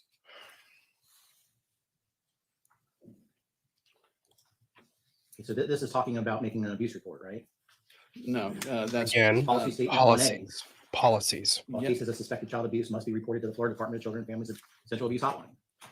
That is true, Judge, but if you go down under C, social work services must be notified when a report is made or needs to be made to the appropriate agency. Social work services will assess the patient and family situation, coordinating the reporting process, and facilitate interviews made by the investigative agencies. I am not arguing this for the purposes of challenging. I specifically told the jury in opening, we are not challenging those calls. What I am questioning here is the involvement of a social worker to complete the psychosocial analysis before a diagnosis is made, because we have the right on the medical malpractice count to challenge those initial diagnoses that were made. Why can't you have the testimony, but why do you need this document that talks about sexual abuse and all these other Policies. things that, Well, Judge, it's a party admission, and here's the big problem.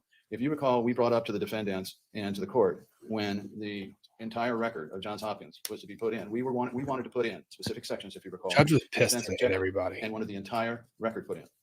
Now, that record is in evidence, and it speaks at length into this entire process. And I do believe I heard the court in some of these summary judgment orders and otherwise directing us that the underlying facts are one thing, and the underlying facts are game. And the defendants here seem to have been playing along with that or agreeing to it because they rejected our overture to just put in the stuff that was relevant material. I believe the court would remember me talking about this, the hearsay contained within, but they didn't. They pushed strenuously for the entire report in. Now it's in. Now all those facts are in front of the jury. Since all those facts are in front of the jury, I should have a chance to analyze them under their own rulings.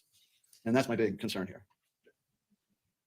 policy statement 1A talks about making reports to the Central Abuse Hotline, which is not an issue in this case. The reporting isn't, but the fact that I understand, but the fact that all of that is already in evidence, I should be able to explain it somewhat. Anything else, Mr. Hunter? Yes, sir. I'm going to sustain the objection. 2214 is not coming in. So the next one, Okay. Why is the judge mad? Right now, the judge is mad for various reasons. One, the jury has been left on break and they were supposed to be back about 15 minutes ago. Two, they were supposed to have resolved a lot of things in their morning pre-trial hearing that they did not resolve because people were unorganized. Three, the judge has made very clear rulings that the Court of Appeals has come back down on and said, these are the right rulings. You can't question the call. And the plaintiffs are going, we think they opened the door or cracked the door. And the judge is like, no, you didn't. It has not been. We're not going down this road again. That's why the judge was upset today. The judge is right to be frustrated today. And Jason Smith, Mr. Anderson had a bad day. He did. He had a bad day. He had a bad day today. He had a bad day. Simply involves clinical policy. It is not directed to. And the judge keeps looking at the clock. I'm sure there's some Problem. areas in there that, I'm sorry, 2209-001 through 008.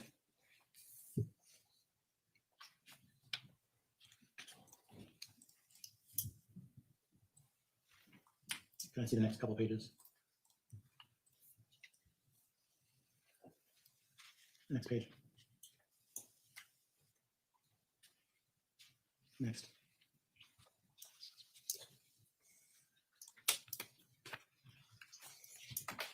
Next page.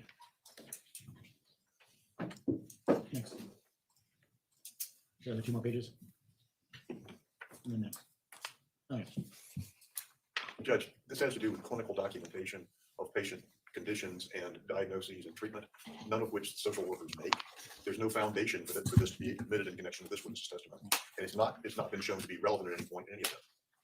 It actually is under E8 there. And regardless of which witness it is, since we waived the necessity for a corporate records custodian. I see 2209 as being relevant in this case. I mean, how you chart something. I mean, there's a fraudulent billing count here as well. So I do think 2209 is relevant. So I will admit 2209. Charts come whether in. This witness is speak intelligently about this policy. I don't know, but 2209 will be received. Next is 2237-001-004. Is it 1 through 4 or just 1 and page 4? It's 001 through 004. This is discharging against medical advice. Yes, sir. Judge, the policy is relevant. I don't see the relevance of this witness. It's 6. It is. It's 6 pages. It's 6 pages as opposed to 4. Yes, sir. I think All right. Again, the policy is relevant, but this witness didn't have to do with that. The policy is relevant. This witness doesn't have anything to do with that.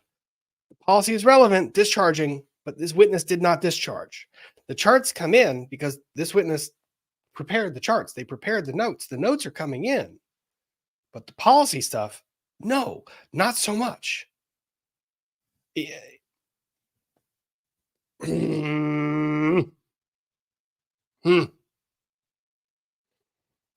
know why they wanted it. I know why they wanted it.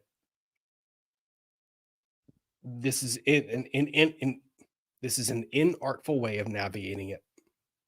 So we're going to fast forward to around midpoint of her testimony. They go through her background, licensed social worker, contract with DCF, spent time in Europe, understands the nuances surrounding individuals that grew up around the time the Berlin Wall fell. Actually corrects counsel. Counsel says in 88 when the wall fell, and she shoots back and says 91. And he said, yeah, 91. So she knows her stuff. She's a very good witness. She's very well learned. She knows what she's talking about. I have no doubt as to her experience.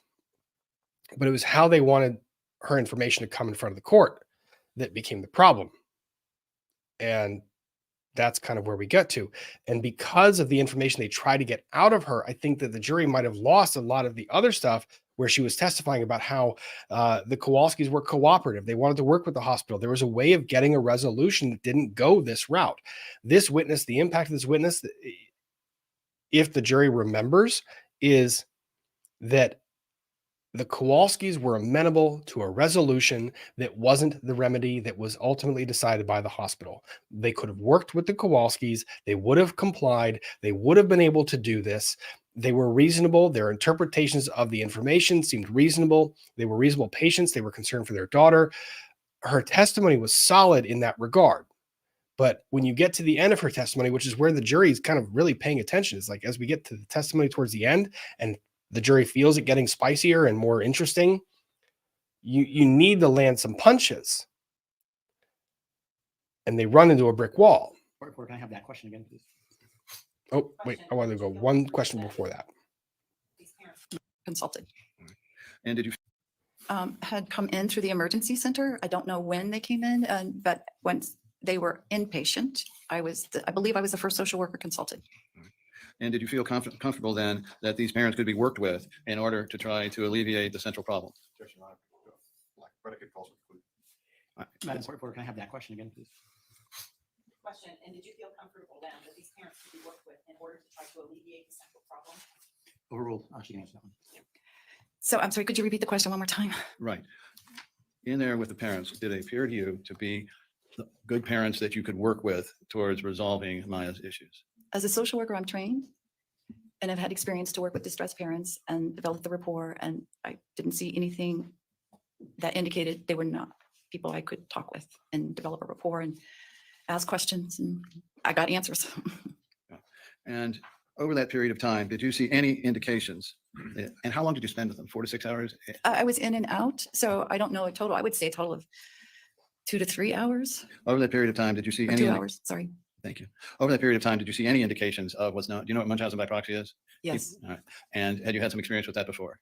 Minimal. Yes. You understood the definitions? Yes. Did you see any signs or indications of Munchausen by proxy with this family when you went in or over your time? I saw distressed parents very concerned for their daughter. I did not see any indication of Munchausen by proxy. And did you see anything to indicate that the patients were being unreasonable? That is, you could not come up with any solution that they would accept? There were times that I felt the family would benefit from being de-escalated, if you would. And that's not quite the right term. Sometimes I don't articulate well, so my apologies. But they calmed. I was in our conversations, they were calm. And so I didn't see it persist. Was the de-escalation, from your view, involving the discussions with the physicians? I wasn't clear of what they're just, what was all of the causes of the distress. That was part of what I was trying to understand, what's going on, that they're so distressed that Right. Okay. could impede collaboration and care. Sure. Now, how far along were you with your psychosocial analysis at this point? It wasn't complete. I hadn't done a full assessment at all. Did you have some of it done? Yes. Okay. And what was your plan in terms of continuing that psychosocial report? Well, as I recall, there were multiple conversations going on in the room. So it was difficult to continue a psychosocial with other conversations with medical providers at the time. I can't recall exactly when I left the room to go back to my unit, but I was, I'll come back and we'll sit. But there were so many discussions that a psychosocial couldn't really be completed at the time. Understood. Now, let's turn to 1001-232. And this is the social worker note, I believe. You completed it, 14:23 says 2:23 p.m.? That was the first, yes. Where's our second one?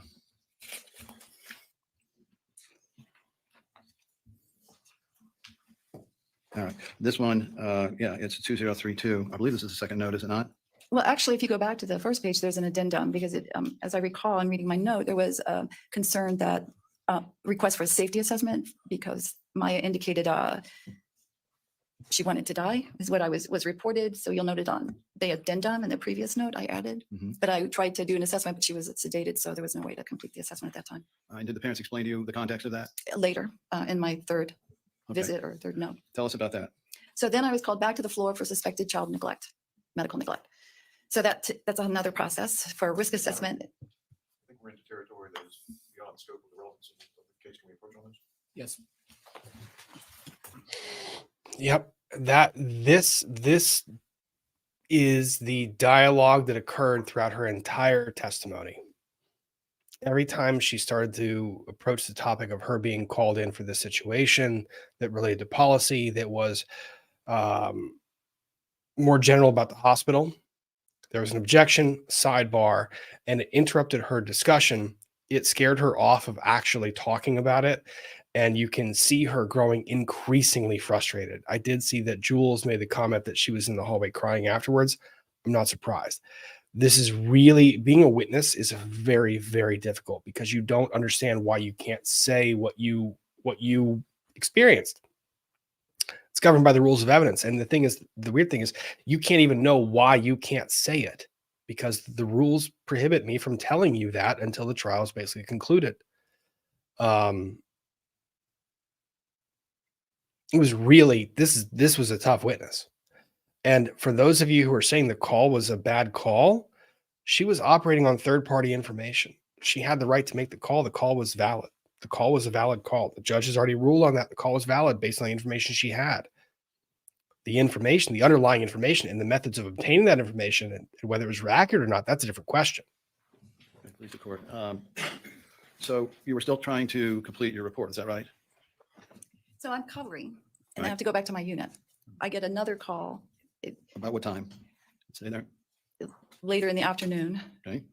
And this time it was suspicion of child abuse or neglect. I got it. Okay. And tell us then, did you continue a interview of the patients? Of the family, yes. And it's like a risk assessment as well as, you know, psychosocial. Again, part of the risk assessment is can be in the psychosocial, sorry. And did the family explain the context of Maya saying she wanted to go to heaven? So that's a suicide safety assessment. That's not a child abuse or neglect assessment. All right. So what's the difference there? So suicide is if I work primarily with children, and if a person is identified or has been identified as having suicidal ideation, a social worker would be contacted to do a safety assessment. Is this person at risk for committing suicide? And then what did you do from there? So So did you pursue in any way some ideas about why Maya would have said this? when I came back, as I read my notes, because honestly, it's hard to remember everything 7 years ago. But from my notes, I came back again to the room as there was a referral for child abuse and child neglect. So at that time, I did ask them about Maya, saying that there were reports that Maya talked about wanting to die. I'm sorry, I can't remember the exact verbiage. And so, of course, I asked. Was it your understanding that Maya Kowalski came in with an original diagnosis of having stomach problems? That's what I was told. What, if anything, was your understanding about the diagnosis? What if anything? You were asking different questions, so. What, if any, what was your understanding about the diagnosis that the child came in with? Pain. And again, these acronyms were new to me. RSD and CRS or PS, sorry. Okay.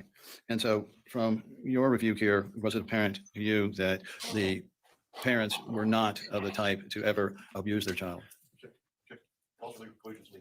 Sustained. What, It's sustained. it's true, you didn't see any signs in there of, from the parents that they would be of the type that would over-medicate or take advantage of their child that way? Objection. Sustained.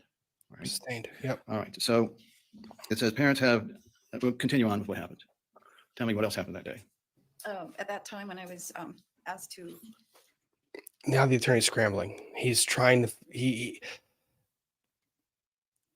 you guys can feel it, right? You can feel it in the questions. You can't re-ask the question in a way that gets the answer. It's objected to, it's sustained because it's a proper objection. She can't speculate to what they were thinking or what others were thinking. This was hard for me to watch because navigating this was, you have to anticipate this. Why are you setting your witness up? Because you know, as an attorney, that your witness is going to be demoralized by every objection. Like,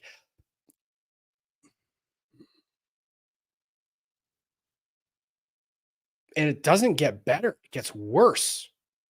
she would have been, the case manager handles transfers and discharges. Hang on. Sorry, I asked one question. Who either specialized in treatment for CRPS or was familiar with the diagnosis. And so that's the only diagnosis at that time that I was aware of. But you passed all this along to the team member, case manager. Would the case manager be part of the team? Yes. All right. And you passed that information along? Not Friday. I did. Later, did you? She would have known. She's part of the healthcare team. Would have been in your And if notes. she would be, I don't think they are in my notes. She would have been, the case manager handles transfers and discharges. All right. So by this point, and what time of the day are we talking about now? With which conversation or what activity? Not on Monday, but the last, On Friday? yes. And so there were many activities going on from my role on Friday. Which activity are you referencing that you're asking me to identify the time? At the last time you talked to the Kowalskis. So I'd assume it must have been around 3 or 4 again. Okay. And at that time, then did the hospital know from some source that the Kowalskis believed their daughter had CRPS? I was in the room earlier when the parents and the physician, I can't identify the physician, talked about CRPS and transfer to Nemours.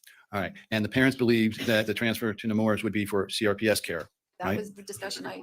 Sustained. What if, well, I think it's in the note. Let me check here. Bad questions. Were the parents from what you, did the parents tell you that they wanted more CRPS care for their child? Objection, hearsay. For statement for medical purposes, go ahead. Overruled. You can They, answer. they did not talk to me about that. All I right. witnessed that conversation in the room. All right. So you witnessed the conversation, right? All right. And did they also explain that there was an attending physician, a Dr. Hannah, that was treating the child already? Yes. So at this point, the case manager knew that this was a CRPS case from the parents' point of view. Is that right? I, Form leading. Overruled. She can answer that one. Go ahead. I don't know. I didn't have much conversation with the case manager that I recall, so I don't know what she knew and didn't know, but I would assume she would have known that there would have been a discussion about discharge planning, which was a transfer to Nemours. I would assume that, but I don't know. Okay. And so then they knew that there was a attending physician treating the CRPS, to the best of your knowledge? Sustained. What, if anything, did you know about Dr. Hannah and his involvement? Just that he was, Maya was seeing him on an outpatient basis for treatment. All right. And then was it discussed in front of you what that outpatient treatment was going to be? No, Was the treatment she was to receive at Nemours discussed in front of you? no, Did you read at the time any records that indicated what that would be? no. All right. Can you read for me the part in your record about the Nemours transfer? You have it? I don't see it on the screen. I don't see my notes. Sorry. Okay. All right. It's just this disaster continues. We're up at 1.5 speed, guys, because I have too much to get through. This was a disaster. Like this, we can go in across for a little bit. Those objections might have sounded aggressive as anything, but the attorney kind of takes a different tone when he starts cross. It's a good move. Less than 10 minutes. Then come on down. I know it's 12. I'm just concerned about everyone's lunch. So I share your concern most profoundly. Good morning or afternoon, whatever that is. Whichever. We haven't met, have we? No, sir. You did have a chance to speak with Mr. Anderson or his team before you testified here today, correct? Yes, Okay. You flew down from New Hampshire to testify here today, correct? yes. If I'm understanding correctly from your deposition, you had contact with this family for about a total of 2 hours in and out of the room. Is that right? 2 to 3. I'm not, Okay. Well, if we put up the two notes you have, first 1001, 2030, we see that your last note was signed at 6:44 p.m., correct? yes, sir. So that would be after your last interaction with the family. Yes, sir. And your first interaction was signed off, if we could put up 2032, it looks like you opened the note at 2:04 p.m., then signed it off at 2:23 p.m. Is that right? I'm sorry. Please answer that. I'm sorry, I'm back at 2032. It looks like you began the note at 2:04 p.m. That's 14:04. And that it was signed off at 14:23, which is 2:23 p.m., correct? Yes, sir. That would have been after your first encounter was complete, right? Yes, sir. Now, both these notes that you have accurately reflect your interaction with this patient, correct? To the best of my knowledge, yes, Okay, sir. as far as you know. Okay. And you never spoke with Dr. Hannah yourself, No, sir. but your notes indicate that the healthcare team did, correct? Yes, sir. Okay. And when you saw, this was all the interaction you had with this case, is that right?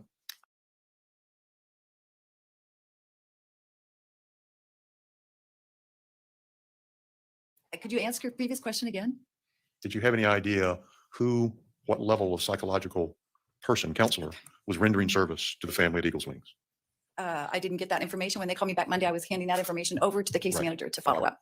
So by that point, you're off the case. I'm off the case. Okay. When you looked at, when you were in the room, your note indicates that, I'm referring to 2030 now. Your note indicates that the patient had awoken and was yelling. Is that right? That's my recollection. Okay, and she,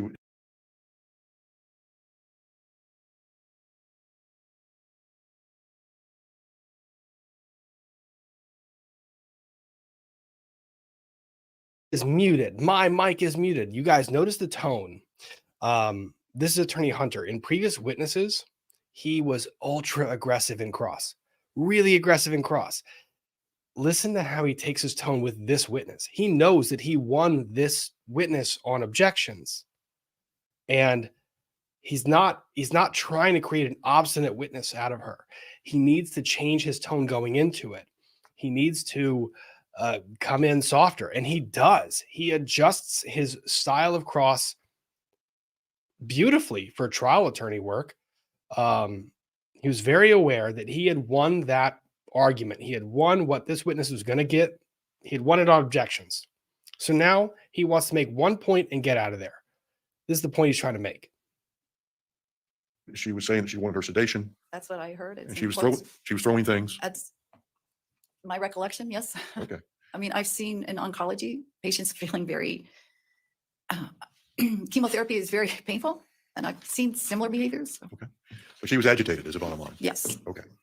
And that was adding to some kind of confusion in the room, I'm gathering. yes. And did you have any follow-up knowledge of efforts made to transfer this patient to Nemours? From Friday, I was witnessing the conversation. I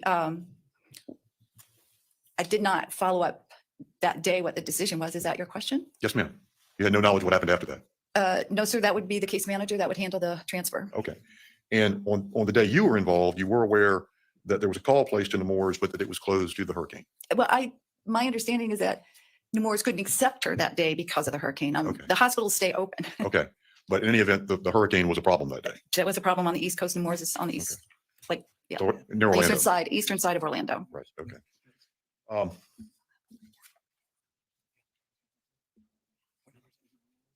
Briefly here. And you were aware that the team had spoken with Dr. Hanna, but you didn't know what Dr. Hanna's treatment had consisted of? No, sir. Okay. That's a medical. And if we want to refer to it later, once again, your notes and your social work notes here, or your writings and your social work notes are accurate as far as you know, correct? To the best of my knowledge, yes, sir. Okay. I don't have anything else. Thank you. Any follow-up? Just one. Of all of the people in the healthcare team, you were the one that was supposed to have the most input on determining whether or not there were some indications of abuse. True? Objection. Calls for conclusions irrelevant. Sustain. No more questions. Members of the jury, do any of you have any questions for this witness? Okay, just write it out, sir. They do. They have questions. But let me fast forward to that real quick because they have questions, but only one can be asked.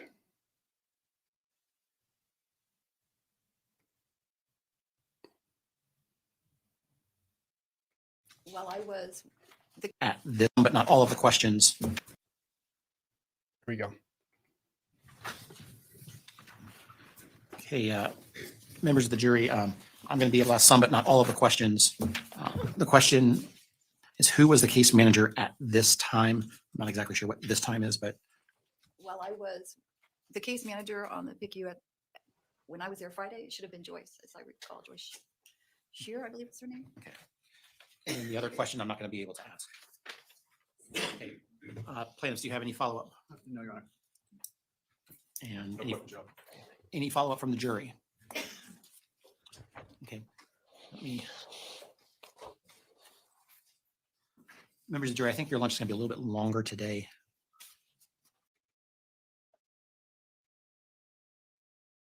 That sucks.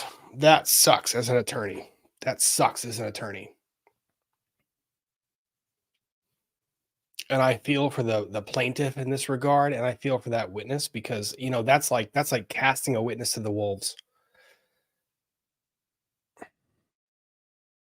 She was noticeably frustrated during the entire ordeal. She had something to say. She wanted to say it. She was constrained by both the rules of evidence that existed, the court's prior rulings, and the plaintiff's counsel's inability to navigate around that to get her story in. At the end of the day, that's a win for defense. That's a win for defense. I can't phrase that any other way. And yeah, that witness has a right to be frustrated. That was tough. And you can tell the jury's frustrated too. The jury's going, plaintiff, why'd you put her on? The jury asked a question the judge can't ask. One question, who was the caseworker assigned? Everything else, I can't ask that question because of that. You think the judge likes that? No, no one likes that. That pissed me off. That pissed me off today. If you thought that was the,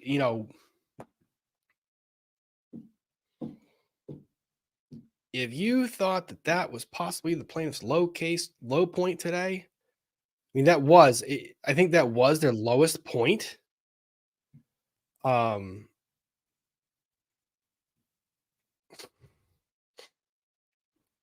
But that's tough. When you have a witness that you need to get information out of, and you have a very tight rope to walk as far as what you're allowed to ask, you have to artfully navigate those questions. I have told you guys how many times being able to phrase the question properly, get away from compound questions, stop making things so complicated in your head, get the witness where you need them to be, asking simple questions. What day was it? What did you do next? Where did you go? How you get the witness in a format where they're opening up and they're giving their story. And if you do that the right way without leading into, giving leading questions that very clearly call for the witness to make a conclusion they can't make based on evidentiary rulings, yeah, you're going to get objection. And if you reframe your question to be even more obvious that you're leading the witness to make an answer that is outside the confines of what you're allowed to, yes, you're going to get a leading objection. And yes, it's going to be sustained because you can't feed the witness the testimony. You have to get there. I felt for that. I felt for that witness. That sucked. She had more to give. She wanted to give it. She couldn't. And the fault in that rests on plaintiff's counsel. Even in the expectation, because you tell the witness beforehand, hey, based on evidentiary rulings, I might not be able to get to A, B, C, or D, or E. So follow me along, play tennis with me back and forth. Keep your eyes on me. Focus on what we're talking about. If you hear objection, keep your eyes on me. We're playing tennis. And I say playing tennis because that's an analogy that I've always been taught. And it's one of the best that I've ever heard of when you can tell you're being effective in litigation is you want the jury as if they're watching a tennis match, following the ball back and forth and back and forth and back and forth. That's what you want the jury doing.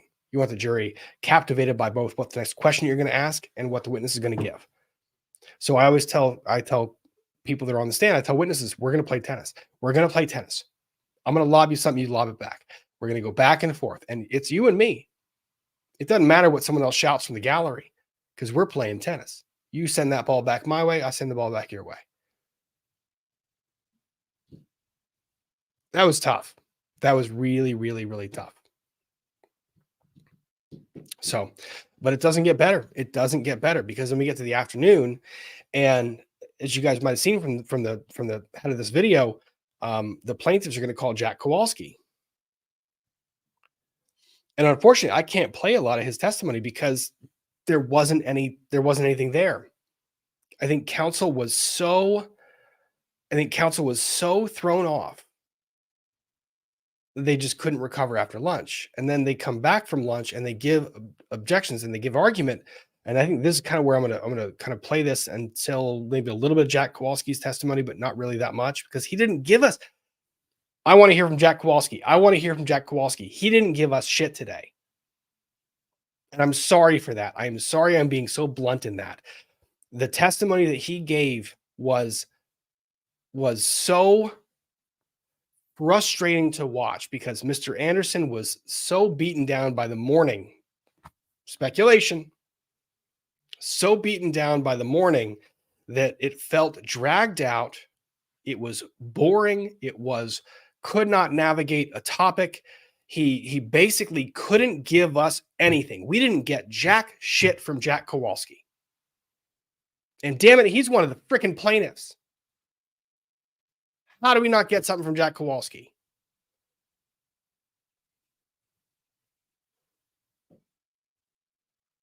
I know he's got thoughts. I've sat there, I've watched him. And you know what? To the media covering this one, can you take your camera off of his face and Maya's face for 10 fucking minutes? Please. When I'm watching the testimony, I want to see the person testifying. I care less about how the party is reacting to the testimony, because you know what? There's no hospital there. I can't look at Mr. Hopkins. I can't, there's no one there. Stop panning over to them. I get it. I'm tired of seeing Jack Kowalski put together a face after seeing his wife. They showed the photos today. They gave a warning they were going to show the photos.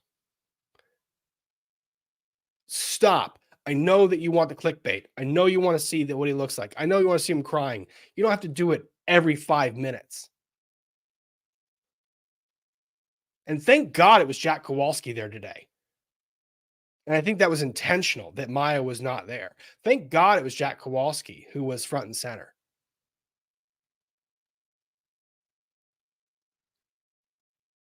I don't want to see that crap. I'm covering the trial. I'm not covering the parties reliving a traumatic experience that they've gone through once before. I'm covering the trial. I'm covering the attorneys, the witnesses, the judge, the evidence. I'm not covering. And you know what? If the parties are on the stand testifying, fair game. They're testifying.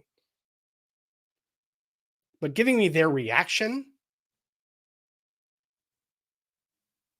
like, screw off. Like, what am I getting from that?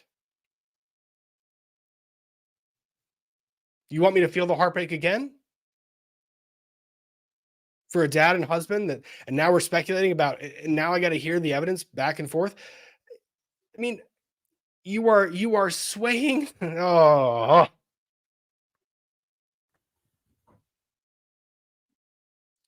I'd like to see the evidence. I'm less concerned about how the parties are reacting to what they're hearing. That's it. That's my frustration. And it's not limited to Court TV, Law and Crime, anybody. It's every freaking broadcaster who always looks over and they look at the witness, man. You know what? Maya Kowalski, they've caught her crying. That's about it. No doodling, no notes, no jokes, no nothing like that.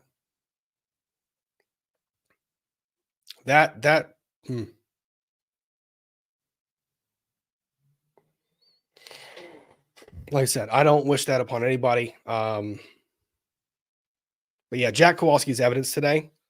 I'm just waiting for the plaintiffs to call him again tomorrow, because honestly, we didn't get anything. We got nothing. We got his work history, his background. That's it. We got his background. We got his background, some of the relationship, some of the treatment, but the treatment he couldn't remember because he's not an index. He's not a calendar. He can't remember these things off the top of his head.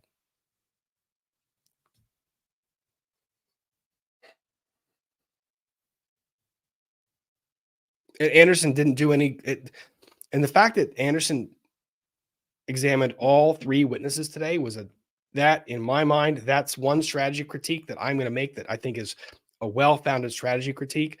You don't have the same lawyer questioning all 3 witnesses in a single day. That is a lot. That is a ton. I don't know how that man is standing. I have done full days of trial. I've done several days back to back, but I'm not in front of the world of people litigating against 5 different attorneys at one time.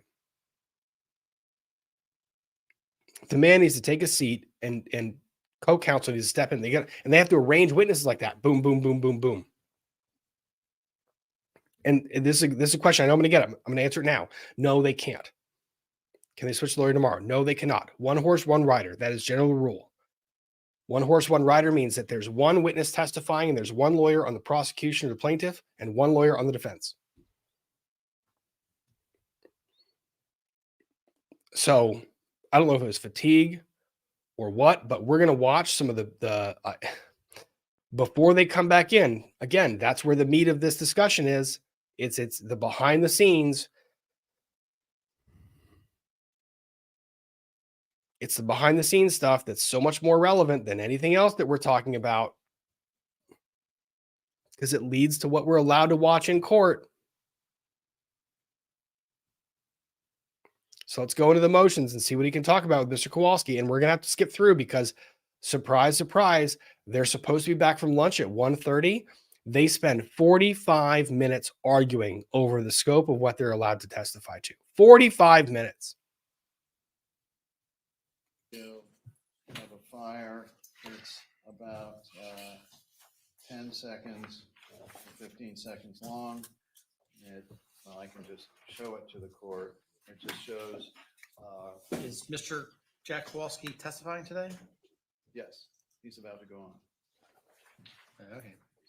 I'm sorry, what's the number again, please? It is 27:48. It can't be 27:48. The exhibits you gave- Like I said, look at that. Look at that. Within 60 seconds.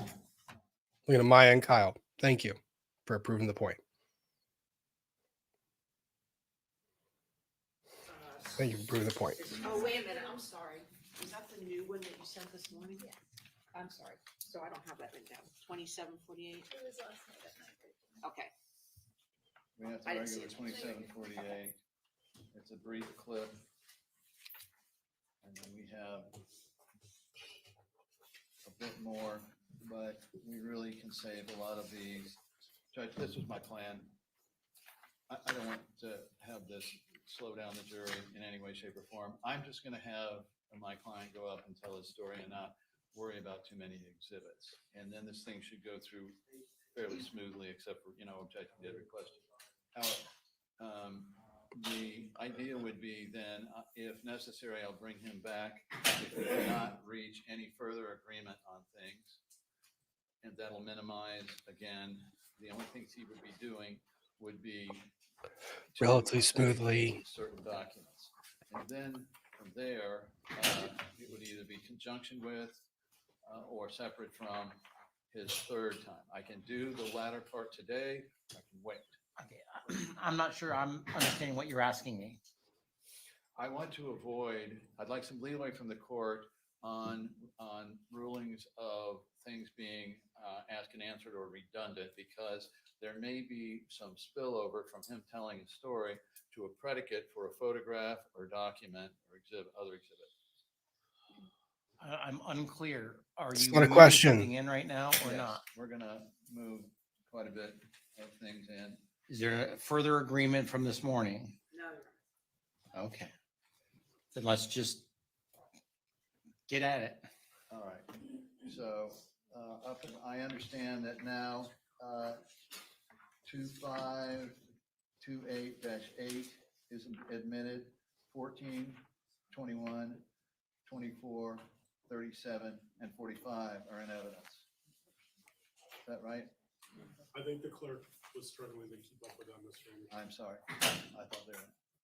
So again, it's 2528-8, 2528-14, 2528-21, 2528-24, 2528-37, 2528-45, 2425. So Mary. All right, we're going to do this while we're waiting for Mr. Anderson to get to his point. Carol Greer, thank you for the note and reminder. I hadn't forgotten. I was waiting for an opportune time to say it. I felt like it was too depressing to say it otherwise, but you know what? We're here. We're here. So, Sandy, Sandra Ramirez, Sandy, happy birthday, my friend, who's one of our moderators here on YouTube. Happy birthday. I hope you have the best birthday ever. And I hope that this stream doesn't take away from that. Like, please don't blame me. I'm sorry. Happy birthday. Thank you for all that you do. Thank you for everything that you've done to the for the channel. Very much appreciated. Hope you have the best birthday ever. So, happy birthday, Sandy. Now, let's get back to the frustration.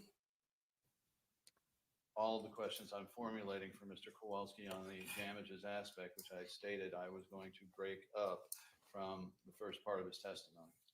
Well, experts all the time rely on documents that are hearsay that never come in front of the jury. So I don't, that fact that your experts might have relied and reviewed the file doesn't mean that the file needs to come in. It would also go to any propensity, any habit, any motive. 3135. Sorry. We could bring up 2366. Oh, that Psy, I think, was the judge. Hang on. Spinning wheel, spinning wheel. We're almost there, guys. I'm sorry. Present recollection recorded Can of you give me, I'm sorry, can you give me? 2366. I'm sorry. We could bring up 2366. And we've only got two more after that, Judge. Actually, yeah, two more. The jury's been waiting for 30 minutes. Judge, I believe this has already been tried to be put into evidence and it's been denied. It's hearsay. This is Maya's note. This was a different number, but this was. It's Maya's note. Something that the plaintiff tried to put in. This looks familiar. Yes, and the court sustained the objection as to hearsay. We filed a motion to admit child abuse hearsay statements pursuant to Florida Statute 90.802(3) on this point. And I think this is the third time I've told you at this point, you've got to have a hearing. I saw over the weekend you filed something. I have not had a chance to read the 89 pages. But those hearings almost always happen well before the trial starts. Thank you, Judge. Thank you, Judge. Let me explain. They want to rely on a statutory exception to hearsay. A statutory exception to hearsay. They anticipated this would be an objection. They should have. When you want to rely on a statutory exception to hearsay, saying, for example, in Virginia, when if I want to rely on a child's educational records, I have to give the other side 30 days advance notice of my intention to do so. They can then object, and then we have a hearing before the trial. So we know what we're allowed to use. This didn't happen. They filed a motion over the weekend, 89 pages long, saying they want to rely on some of these documents on this exception to the hearsay rule. And the judge is like, well, I'm going to let you shoot from the hip. I'm going to let you make the motion because you know what? I have to hear it. I have to make the right ruling. So I'm going to let you make the motion, but I don't have time to do it right now because we have the jury coming in every day at 9 and they're leaving at 5.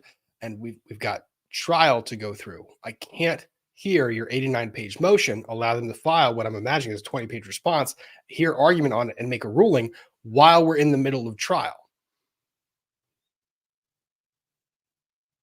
If that means that you need to reorganize your witnesses, you have to reorganize your witnesses.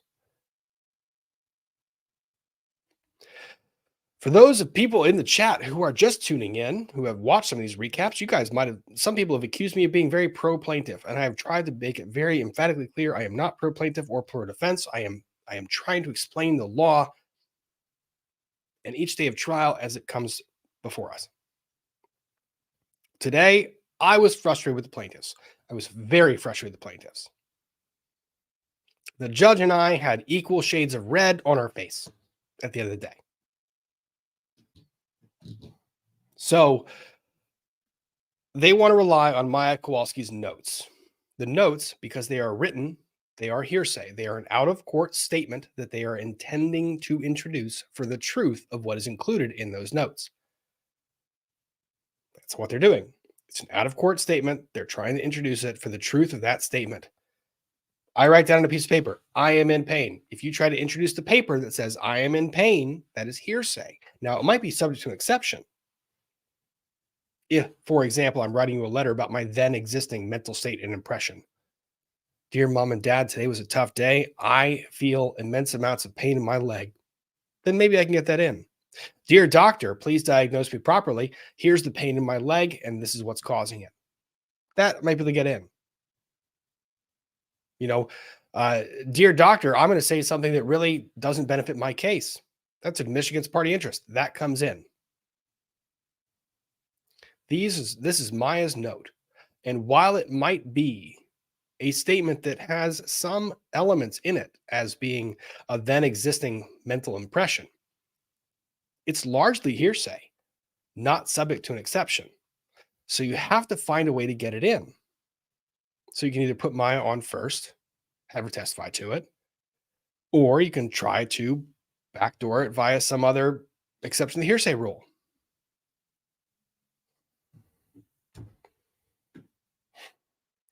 And then Lex FA, good point. Isn't this what they try to get Maya to testify to at the beginning of the trial? No, different note, different letter.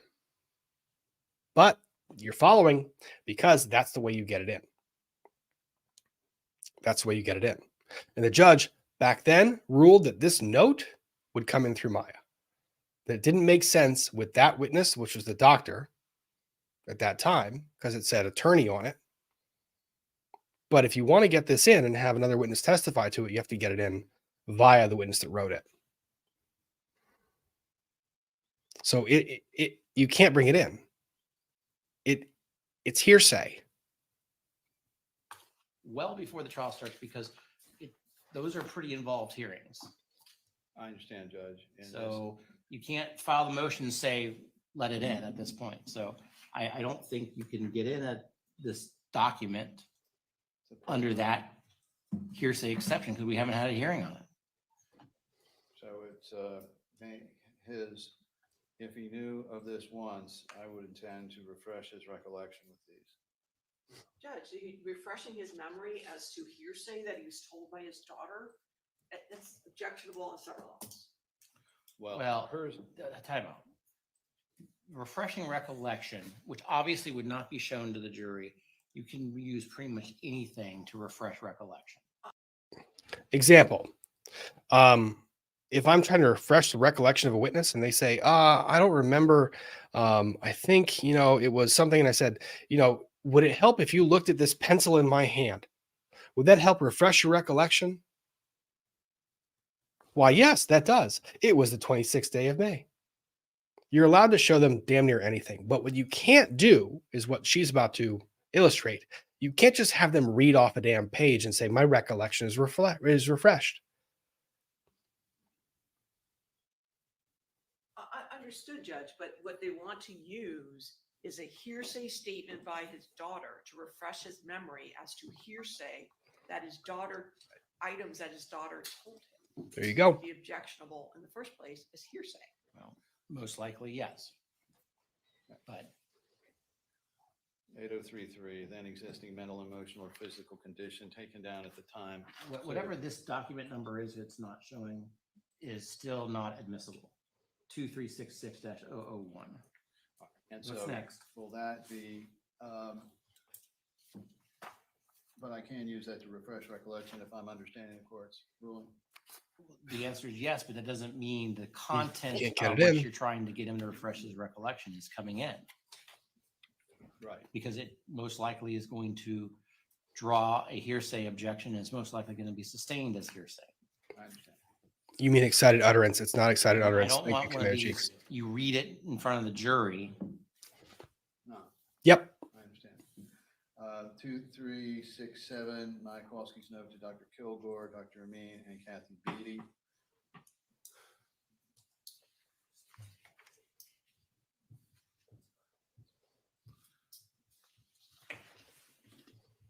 Judge, again, I don't know that it's a note to them. I don't think she sent this note to the doctor, Dr. Mayor Kathy B. It's about them, and it says attorney info on the back. It's the second. Again, they're trying to get dad to testify to this. They're trying to get dad to testify to this. Page of the document the judge already sustained objection to previously as hearsay. Right. Yeah. Yes.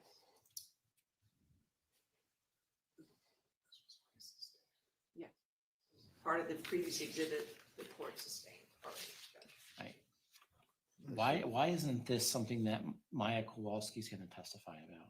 There you go. It can be judged, but this witness has knowledge of this, and it certainly went to he and his wife's knowledge of how she was being treated at the time. And so this, by any stretch of the imagination, is a statement for then existing mental, emotional, or physical condition. And it looks to me like it would come in under that exception. You ready? Because I'm going to win the argument he's about to lose. You ready for this? I'm going to win the argument he's about to lose. Here's how you win the argument.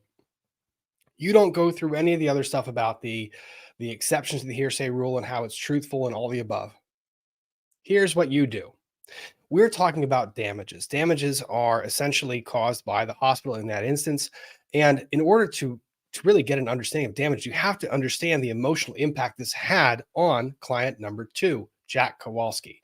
Client Jack had an impact that he was impacted by the hospital's decisions. One of the impacts was that he received a letter from his daughter he never thought he would ever have to read in his life, ever. And that receiving that letter, whether it was true or not, the fact that the letter was sent, I don't care about the truth of the words. The fact that the letter was there, I'm not saying they were true words. The letter itself and me receiving that letter, that had an impact on me. That hurt me. That caused me emotional damage. And if I can prove that the letter was sent by Maya, not that the words were true, but if I can prove that she sent the letter and that I received it, the impact it had on me and my reaction to that letter, that's what I'm presenting to the jury. I don't care if the words are true or not. I'm not telling the jury they are true. I'm telling the jury that my daughter sent me a letter. It had an impact. And whether those words are true or not, you can decide that when Maya gets up on the stand and testifies to them. There's a way of navigating this. Damn it, it pissed me off listening. There's a way of navigating this. You can get it in.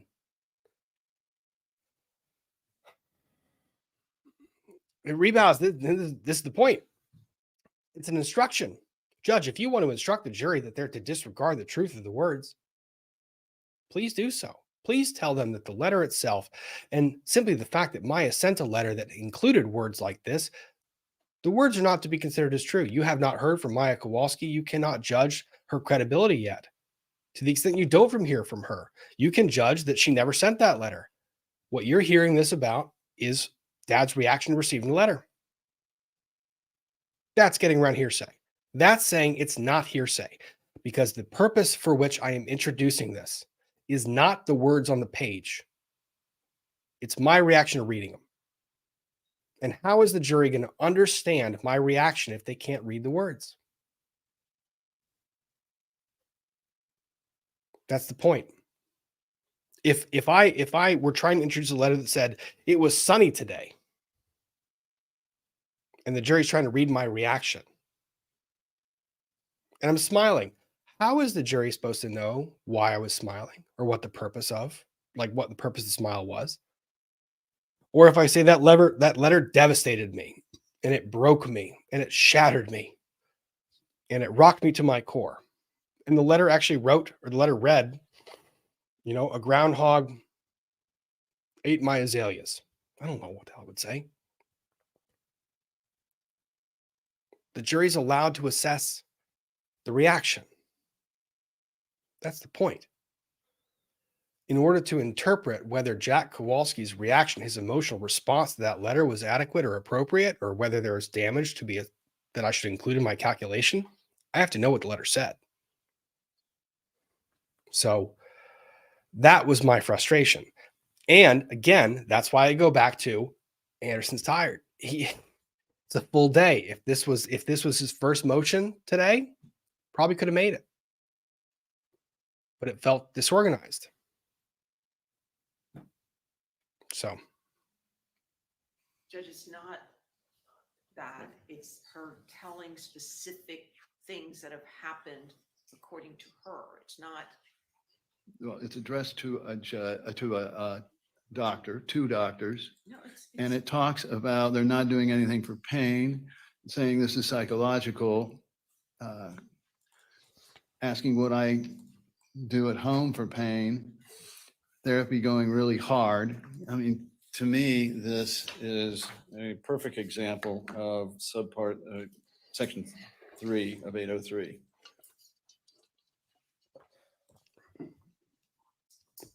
Judge, it's not written to anybody other than her attorney. Right, it says attorney info on the bottom. But it's addressed to the doctors on the top. I don't think that I is don't a think that's- reasonable interpretation of this document. See? Fight the fight, man. No, that part would, to me, Judge, it just comes out of whether at this time she recorded something in writing that at the time reports what her state of mind was, an intention or plan by anyone. In this instance, it would be by Johns Hopkins. All right. Remember the chart I showed you? 1, it's not hearsay. It's coming in for a different purpose. 2, if it is hearsay, here's how it gets in. I always start with 1. It's not hearsay. It's coming in for another purpose. You start with that because you want the judge to tell you you're full of shit. It's here. You're bringing it in for the truth. When the judge says you're full of shit, that's when you go to the then existing state of mental impression or then existing state of mind or a statement for medical diagnosis. You start with 1. It's not hearsay. Make the judge fight you on that. Then you go with 2. Even if it's hearsay, it comes in based on an exception.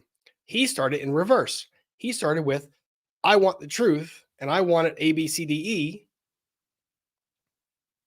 And then he goes with, oh, but it's not the truth. I want it for notice. Well, see, then the judge is like, no, you're full of shit. You don't want it for notice. You want the words. You see how if you change the order of the arguments,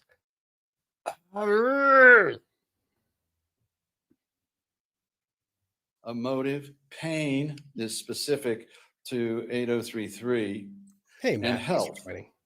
not memory, belief, or belief. But in looking at Earhart, pain is one of the things that can be used under 8033. And she describes what's happening at that point. I feel like you're trying to use this Ah-ha. document in an improper way with this upcoming witness. What did I just say? It seems to me that this is a Maya Kowalski testimony. Now, I agree that Mr. Jack Kowalski and Beata Kowalski having knowledge of what Maya was transmitting, certainly goes to their state of mind. Do you see which one of them made the argument first? The judge made it first. The judge, who was plaintiff's counsel back when he was a practicing attorney, is like, hey, I can see how you could make that argument, but now that you're making this one to me, I'm thinking, oh, you want this in for a not good purpose.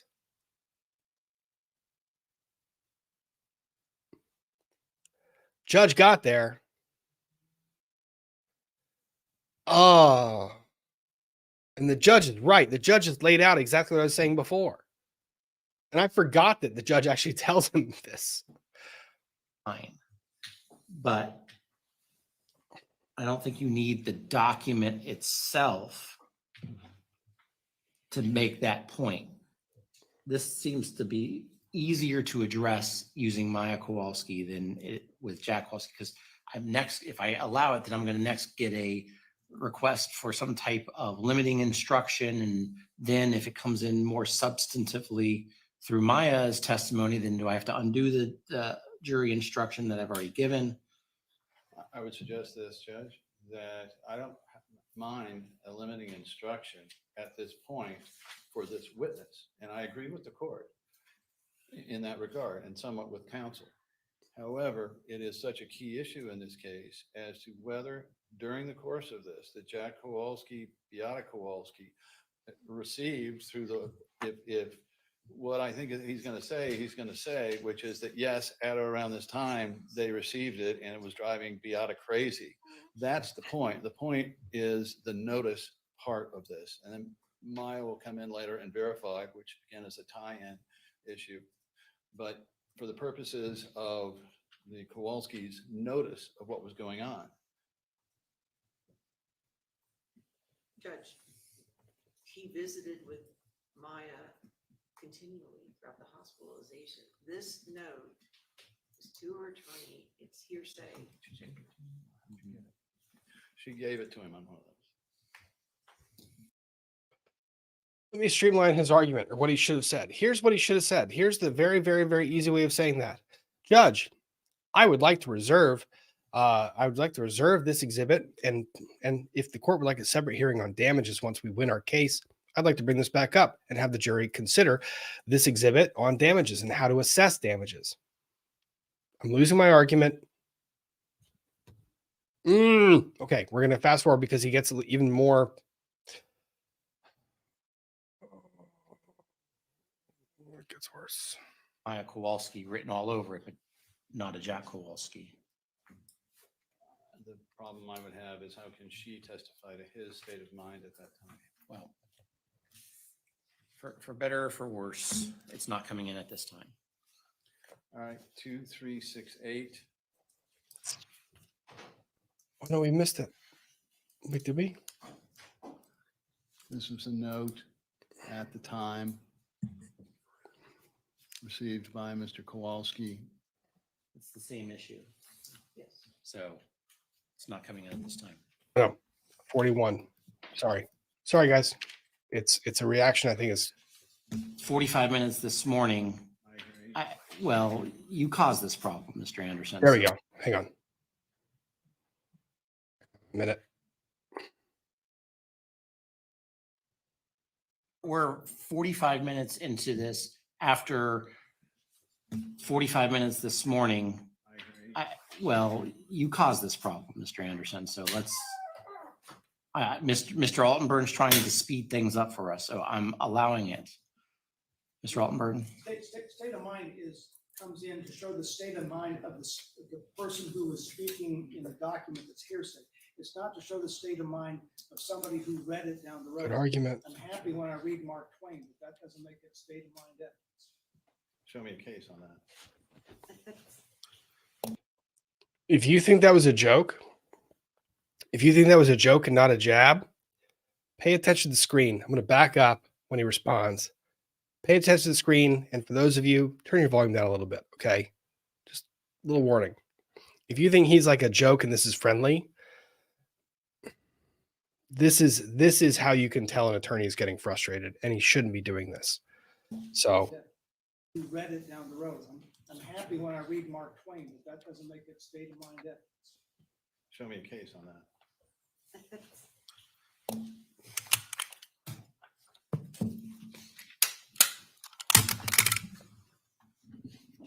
All I know is we've got the jury sitting there.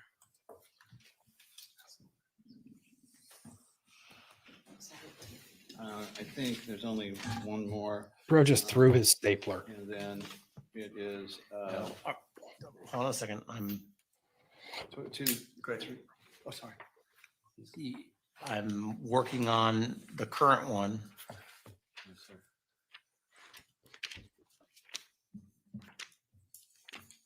Plaintiff's case has not been going bad until today. Plaintiff's case is and it still has a lot of traction. Like, it's a good case. I would still want this case. I mean, there's still complex issues. Just today wasn't a good The day. wiser course at this time is to not allow the document in. All right, recap. Here's the order he made the arguments. Mr. Anderson made the arguments in the following order. 1, it's hearsay. You should let it in because it's exception from hearsay. Let it in because then existing mental state or impression. 2, it's hearsay. Let it in because it was a statement to her doctors. 3, judge makes the argument, not Mr. Anderson, and says, judge argument, I can see how this comes in for notice. Anderson doubles down, says, I want it in for evidentiary reasons. Counsel for the defense gets up and says, I can see how it could be brought in for then or for the response or for the reaction, the one I was making to you, the argument I was making to you earlier. But it's not the reaction of the writer or the reader that we're worried about. It's the reaction of the reader or the writer. and the judge reconsiders his prior ruling, which would have been to allow the jury to see it, and says, no, we're keeping it out.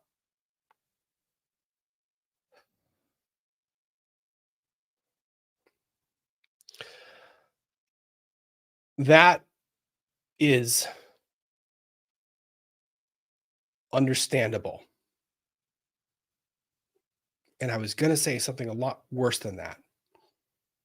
But I have been in trials. I have done these things. I have been in a courtroom where it feels like nothing is going right and you can't say the right thing. And it sucks.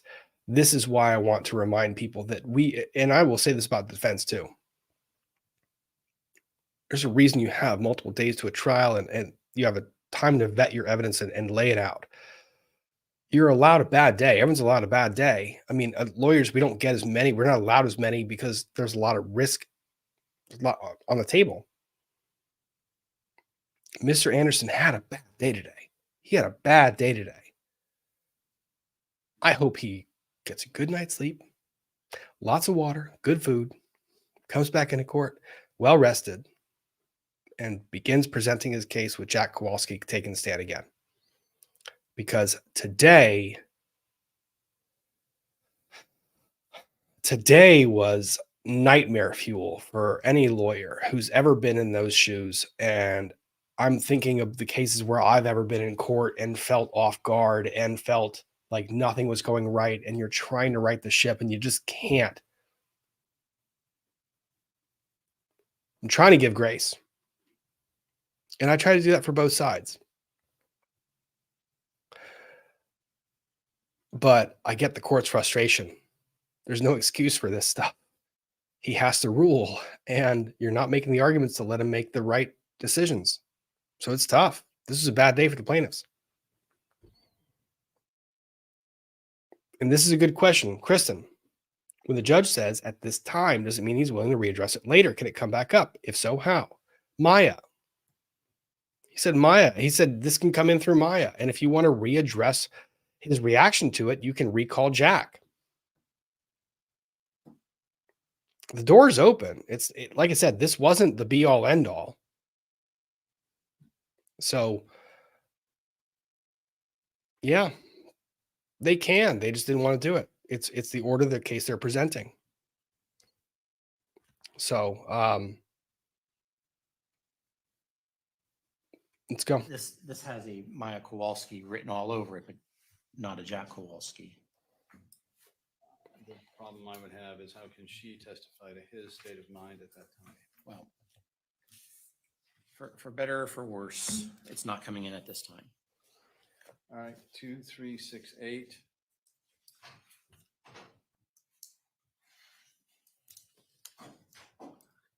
This was a note at the time received by Mr. Kowalski. It's the same issue. Yes. So it's not coming in at this time.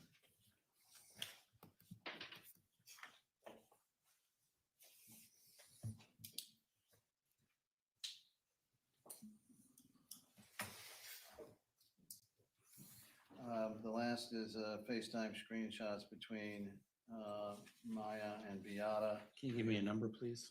Yes, 2605.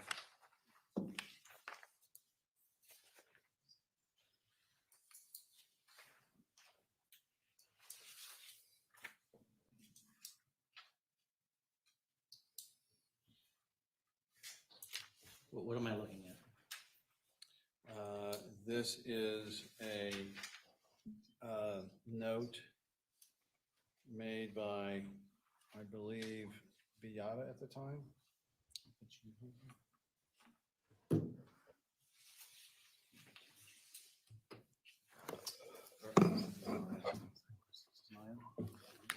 that your handwriting? Does this feel disjointed? In which?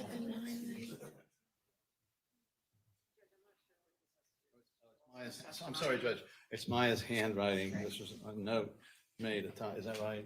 Yeah, Maya? Yeah. Okay. This was a note made at the time, at or near the time. Judge, this isn't with Mr. Kowalski. Apparently it's FaceTime with Mrs. Kowalski. It's hearsay. Not sure. How is this going to be used by Mr. Jack Kowalski? Notice again to the Kowalskis of just what was happening to their daughter. It is not being offered for the truth of the matter asserted that would have to await Maya Kowalski's testimony. But this is a direct communication back to the Kowalskis, and you can see the face there. It's not too, it's between Mrs. Kowalski and Maya, Judge. It's Exactly. hearsay. I don't know how Mr. Kowalski can testify about it. I'm going to sustain the objection. What's next?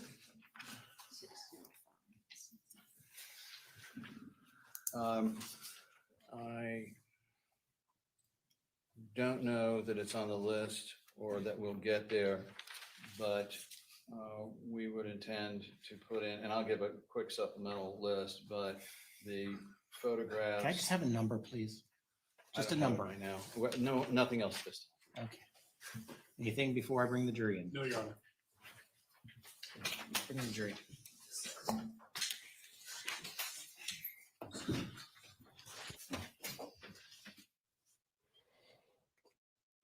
I wanted to scream. Like, I wanted to scream. Like, just.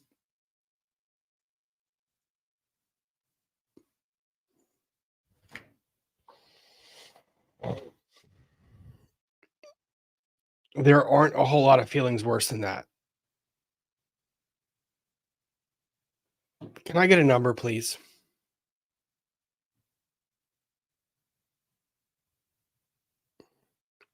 And Jack Kowalski takes the stand. And I swear to you, I mean, go back and watch it. We'll find, let's just find a random spot in his trial testimony. Just a random spot. I don't have a timestamp lined up. Let's go right here. Let's see. We'll run for 2 minutes.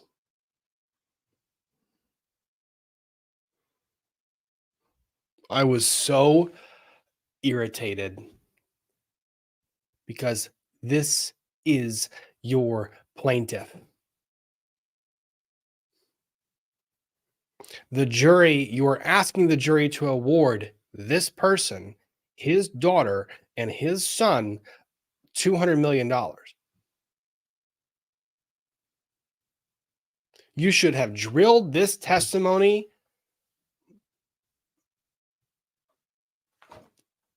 until the cows came home. Not so it felt scripted, because you don't want it to feel scripted. But damn it, he should have known where you were going with it.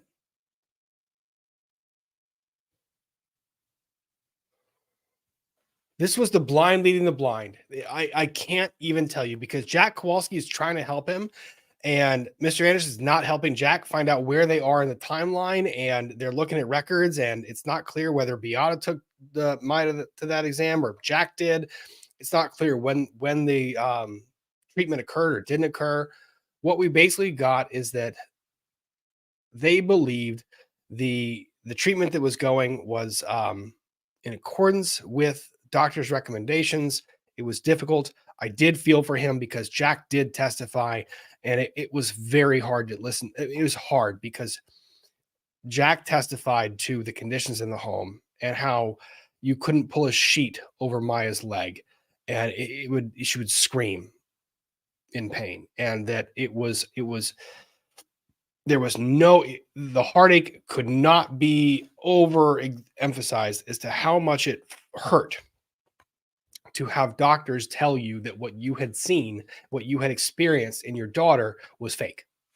It wasn't real. That part of his testimony is probably the only part that really impacted a lot.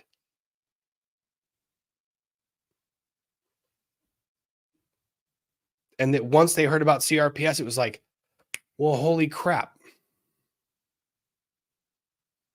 That makes sense. And that when treatments were available that weren't opioids, they were like, give me that. Let's do that. Let's fix it.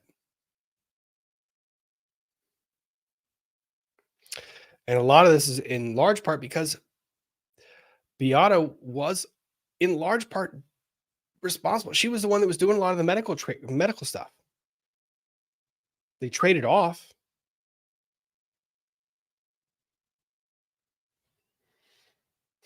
This hurt to see. Like this is your plaintiff. You drill the hell out of this. You know what you're asking. Fantastic. Upper body, she was doing very well. I believe one of the videos of her swimming, it wasn't using her legs, but she was using her arms to swim. She was able to lift She did herself out have of the some pool. movement, yes, and there was a time where she could actually lift her entire body with just her arms and have her legs out like a gymnast. I mean, she was getting so close to And so regain all her strength. there were a couple other treatments that were employed over this period of time. Can you, first one was Dr. Spiegel. Can you talk about Dr. Spiegel's? Sure, and just before that as well, I mean, PT was always involved as well, so Okay. I don't want you to think. Non-responsive, like Before you get to that, let me ask you, and we'll show you Joint Exhibit 1022-0021. That's an operative note of March 10th, 2016.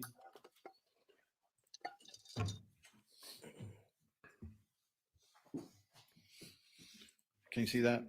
Yes, if you could blow it up, it'd be great. Does that remind you of a procedure that Maya had at this time? Mission date 3/10.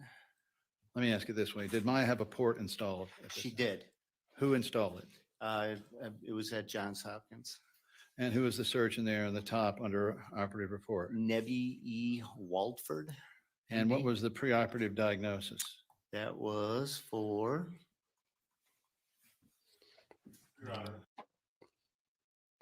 oh, look at my timing. Look at my timing.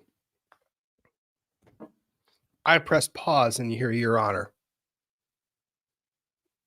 2 guesses as to what the objection is. Do you need them?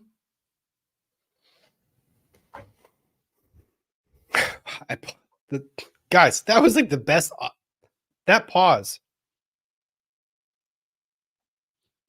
Ready? Here we go. Pause game on point. Apparently, right underneath. Oh, I'm sorry. He's merely reading the medical record at this point, lack of foundation. Sustained. Is reflex sympathetic dystrophy, as you explained, the same thing as a diagnosis of CRPS? CRPS, correct. And from the best of your knowledge, going in and coming out of this port placement, was the diagnosis reflex sympathetic dystrophy, otherwise known as CRPS? Same objection. leading. I think that one we're gonna overrule. Different. Are they the same? Yes, they are the same. And why was it necessary to have a port put in? After all these procedures, every time she was going in, they're sticking her veins. That's tiny little girl, first of all, 9, 10 years old. After time, it was difficult to access the veins. This was the choice to go. If you didn't believe that this was absolutely necessary for your daughter, would you have done it? No. Leading. It was a benefit Everything to is them, leading. Them trying and fail and try again. Was it recommended to you, or did you just come up with it out of the blue? No, it was recommended. Do you remember which doctor recommended it? No, it's most likely Dr. Hannah or Dr. Patrick, most likely Hannah. Let me ask you something. Every one of these treatments the jury's hearing about, was there a prescription for them? Yes. Was it always under a licensed doctor's recommendation and prescription? Yes. So now she began the fusions with Dr. Hannah, and then did she try other treatments? Did she try a hyperbaric therapy? Yes. How'd that come about? Beata did some research. I don't know, if it was within the CRPS. He's just reading. And then there was a point that was made that Lily Wayne, thank you. I almost forgot about that part. I was so frustrated when we got here. I almost forgot about that part. 20605. Let's see if we can't get there. The jury goes in a little break because Monterrey, Mexico, to see Dr. Cantu. He does a procedure there. And did he explain why? The reasoning was, in the States, you're only allowed to do a certain level, and it's not FDA approved. And then, The procedure. yes, so we had to go to Mexico. He did in detail, once again, explain the process, the ups and downs with it, and we looked at, once again, Beata not saying, okay, let's go. It was research. And Unfortunately, during this whole time, Beata would be running around doing all this, doing her work, and also going home at night to late at night doing research. And then in the evening with Maya, Yes. taking care of her. We can pause here if you'd like, Judge. Okay, members. Oh, no, I got the wrong break. Take an afternoon break. Let's try to keep this. no, hang on. I'll find the other one. I had one breakdown. Where's the other break? Rob, find the break. It was early on. Just find notes. I see the notes.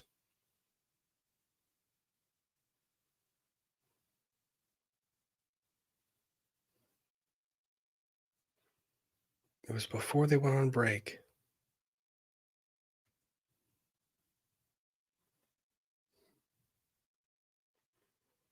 Hang on, give me 1 second. Bear with me, guys. Promise.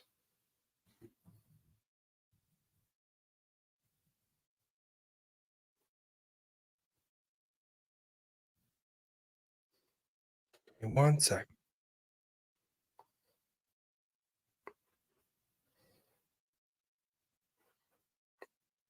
So he continues testifying. Afternoon break. Then there's the witnesses. Where's the... Give me the... There we go. Hang on, here we go. 2:34. Here we go. October 9th, I believe, the Mhm. last one at Kirkpatrick. Yeah. And then The infusions and they were, went November 17th. Your Honor, we'd like to know what he's got with him on the witness. I think he's got the, The timeline. Oh, just the timeline. Just what's up in front of him. I'm so sorry. What's being broadcast is the timeline. There's notes in front of him. Physical notes. Pages. Paper in front of him. Then there's a timeline broadcast on the screen. He is looking down and not at the screen. So counsel is asking, what's he looking at? Right, I just want to know what he's testifying from right now. Timeline. But he's not looking at the screen. Okay, members of the jury, what I'm going to ask you to do is to please step.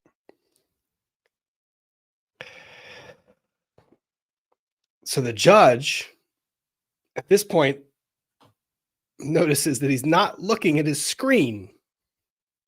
He's looking at something in front of him. Step into the room for a few minutes. Do not discuss this case amongst yourselves. Do not do any investigation, receive no information. All right. Now, while they're exiting, he said, it's a timeline. I gave this to you guys a while ago. It's probably true. He probably did.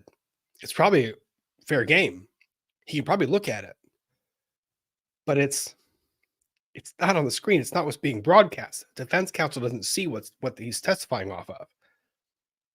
Presence. Mr. Anderson. Yes, sir. kindly retrieve the materials from Mr. Kowalski and then show them to all of the materials, sir. And show them to the defense counsel. Yes, Judge. Yes, Judge. Yes, Judge. Hang on. I'm with you, Judge. I understand.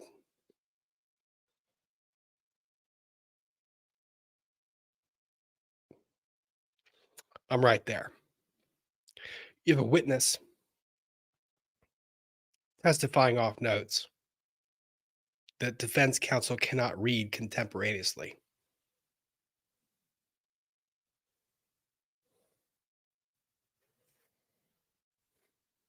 But for those of you who hate the judge, did he make a comment to the jury that would suggest impropriety?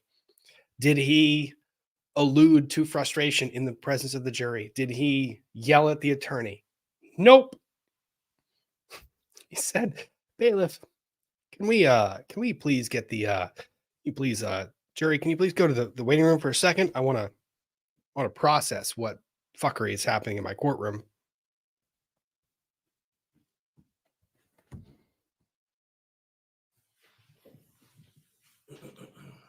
What are those other things? Oh, this is, I wasn't using that. Well, then, Let me translate from the judge's standpoint. Get that shit off of the desk on the witness stand. I don't care. It shouldn't be there with you. You are not an expert. You cannot bring your report to the stand. You don't get to testify off of notes.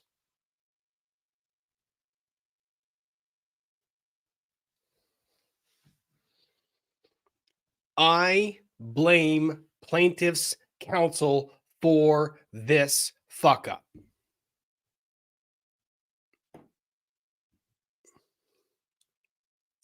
How do you let your client walk to the podium with notes in hand?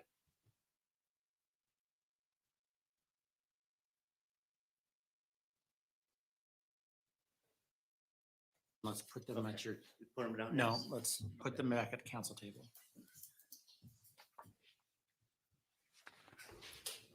You know what's funny? I think Hughes is being a dick.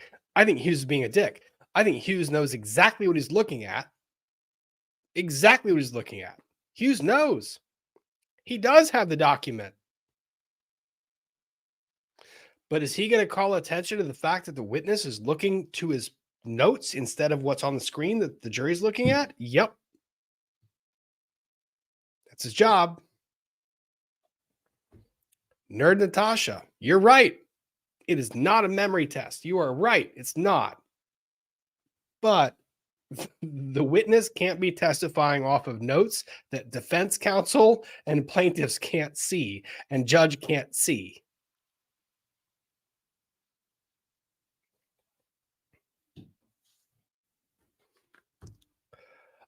Hughes is the tall gentleman with the maroon colored tie. I've been rather critical of him. I think he's a little bit aggressive. This was a good move on his part because I think he probably knew for the past 5-10 minutes. So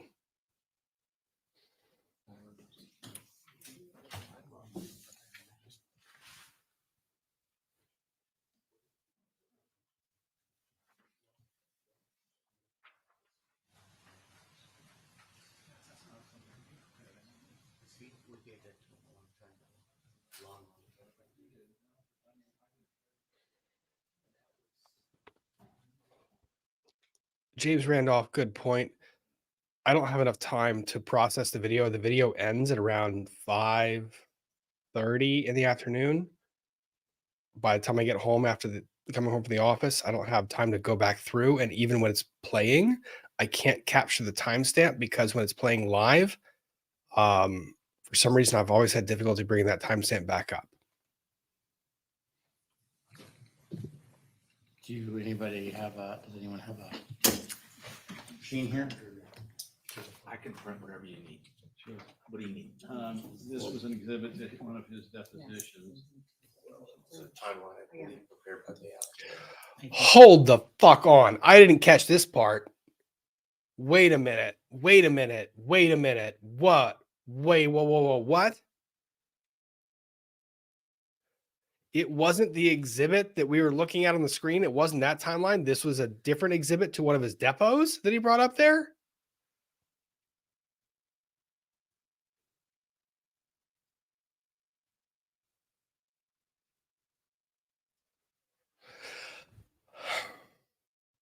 They're gonna print it. Is that what, you know better than us, though, yes. I believe. Yes. My assistant, look, let's just, my assistant's gonna come through that door. Let's just have her.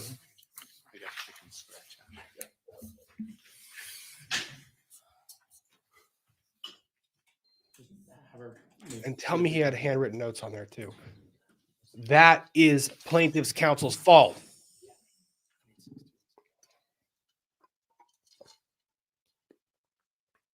That's the attorney's fault.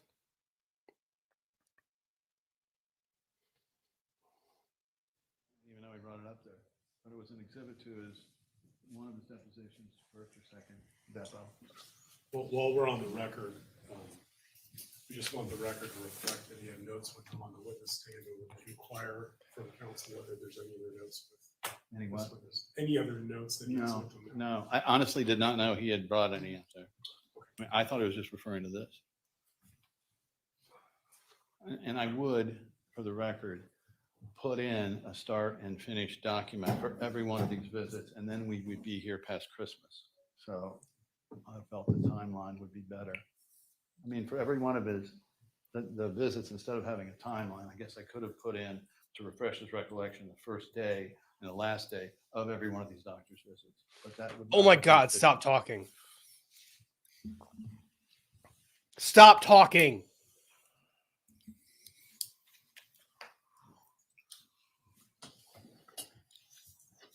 Stop talking. Oh my God. Are you asking me a question on the record or off the record? Off the record.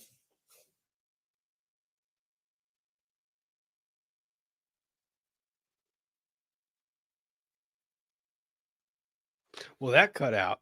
I don't know if he answered or not, but the court feed basically said off the record, and the court feed was like, no, not gonna listen to that.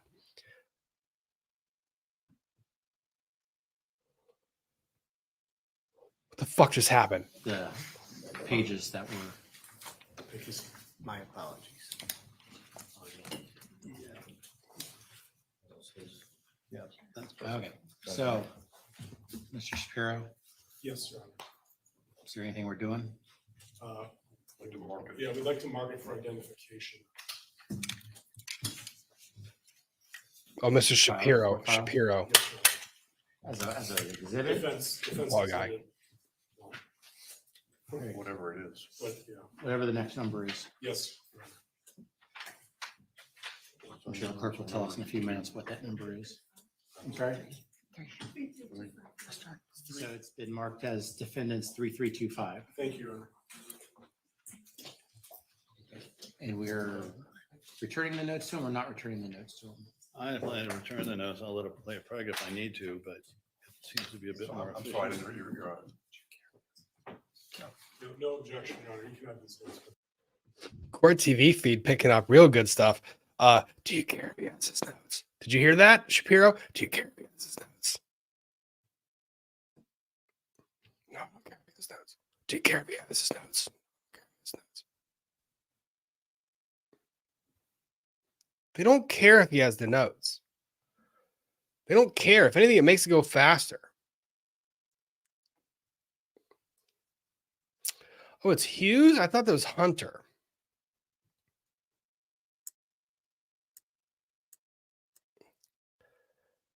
Oh.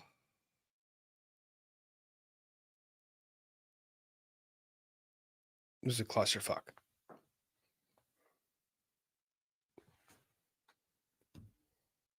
Do you care if he has his notes? No. Yes, Hunter's the older gentleman. I know that. Yes. Hughes, I guess, is in the back. He's in the gallery. So he's lead counsel. But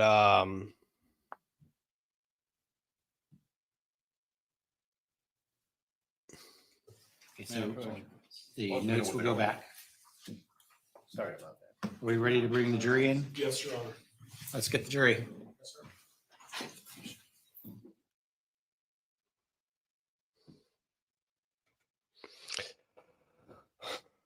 well, that's about as much of this clusterfuck that I can watch in time watching and recapping with all of you.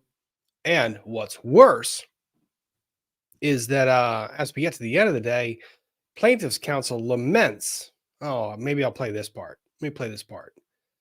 Because the jury goes bye-bye. The jury goes bye-bye, and plaintiff's counsel laments the fact that Mr. Jack Kowalski took longer than they anticipated. Surprise, surprise. And they want to call their experts out of order. Remind Mr. Kowalski about the fact that he's still on oath. He's a party and we're overnight, so I'm generally reluctant to do that when it's a party. Just a question to counsel, I don't know if this changes the schedule for tomorrow, given where we're at. Judge, and counsel paid a heck of a lot of money to get Kirkpatrick and Hannah here. They are prepping or prepped. I assume prep. I assume defense counsel has prepped. You paid a lot of money. I'm happy to continue, Mr. Kowalski. Who is in control of their own It would schedule? Be more efficient, I believe, and then it can possibly, to their heart's content, I think it would be more efficient to get Dr. Kirkpatrick and Dr. Hannah out of the way. I believe I can Nope. finish them by, say, 2 o'clock, assuming there's no more than an hour of cross-examination. I just put that out there. I object. I would respectfully request Yep. that my cross immediately follow cessation from this director. Given that Correct. this is a major witness, I think it's more important that we do it in a normal fashion. I'm sorry that your doctors are gonna have to sit for a little bit of time. I understand. You know, the court deputy asked me about a note for the Maya and Kyle. I entered. So counsel laments over the fact that defense counsel is 100% right there. No, you don't get to put Jack Kowalski on the stand and then say, by the way, we're going to take a pause real quick and go to experts. And then we'll come back to him at some other point. No, he gets to cross his ass right there, right then, period. What is happening in this trial? What is going on? Like, it seemed fine. Opening statements were weird.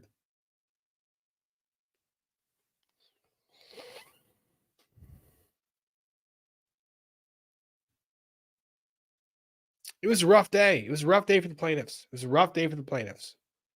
Tomorrow, perhaps they'll recap. They'll readdress their issues, and they will they'll take it over again. So we'll see. We'll see what tomorrow brings. But let's catch up on super chats. For those of you guys who are here, you know, if you're still watching, please hit the like button if you haven't done so already. If you have not subscribed, please do so. I'm doing the recaps throughout the Kowalski trial. Watching this while I'm doing the real lawyer job to the extent I can and recapping what I can when I can. I might miss some stuff, but I do try to hit the high points. Thank you guys for being here. Happy Annie, I think they're trying to get things in through the wrong witnesses to save time and money. How much time does each side have? They have 8 days each, or no, sorry, it's 18 total, or Rob, math, 8-week trial. As it's divided, I think it's what is it right now? Because the judge set apart time for openings and closings. He's keeping track of hours. Plaintiffs today consumed 4 hours of court time, 4+ hours of court time, which was not time well spent. There's about 6 total hours of court time in a day. So what's 6 hours times 8 weeks? The judge does recaps at the end of the week and intermittently. So I'll try to catch one and see if I can give an update on that. Ryan YYC, thank you. Never heard of a jury being able to ask their own questions before. Is this a jurisdictional feature? Yes. civil only or feature of this judge's courtroom. Jurisdiction, and apparently it's civil and criminal. Unique, but the jury's been asking good questions. 71208, thank you. Today made me yell at my phone while watching, like if this case had been going on for years, and so I don't get why all this wasn't argued before. Same, Stephanie, same. Leader read off, spot on, Rob. Mr. Kowalski did nothing wrong, nothing to help his case. It was sad. It was difficult to watch. That was a planning issue. That should have been prepped.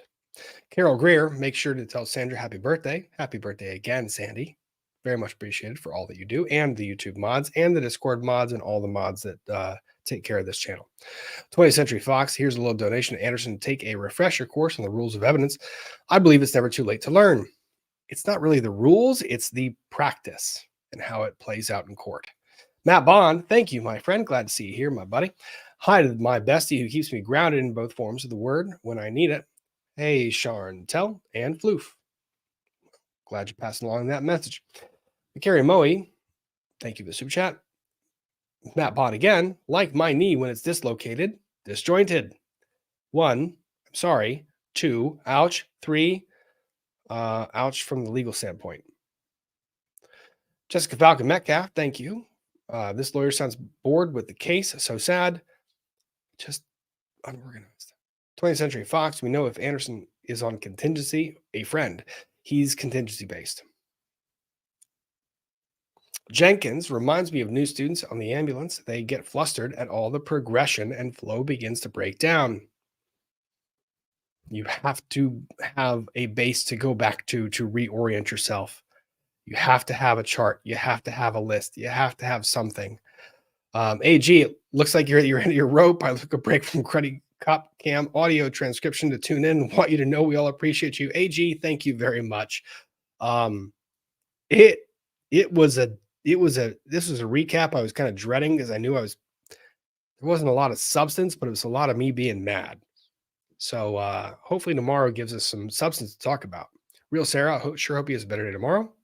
Me too. Sharon Ken Sharp, chat is awesome. Chat is awesome. Chat's phenomenal. And the chat is one of the reasons why I'm still out here and doing this stuff on YouTube. Matt Bond, we live the story so much, he shouldn't need notes.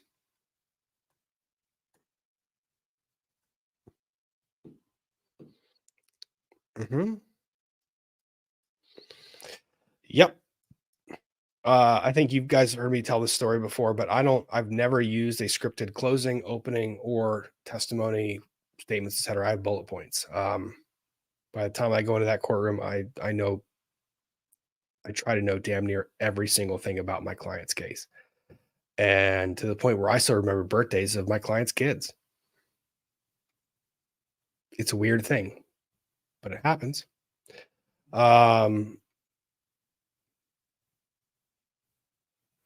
Try to stay close to a case. Let me go down this rabbit hole one more step. I'm a family lawyer. I litigate custody, visitation, divorce cases, and I practice bankruptcy law. I recognize that people trust me with the most important thing in their lives. It's not their money, it's not their house, it's their kids.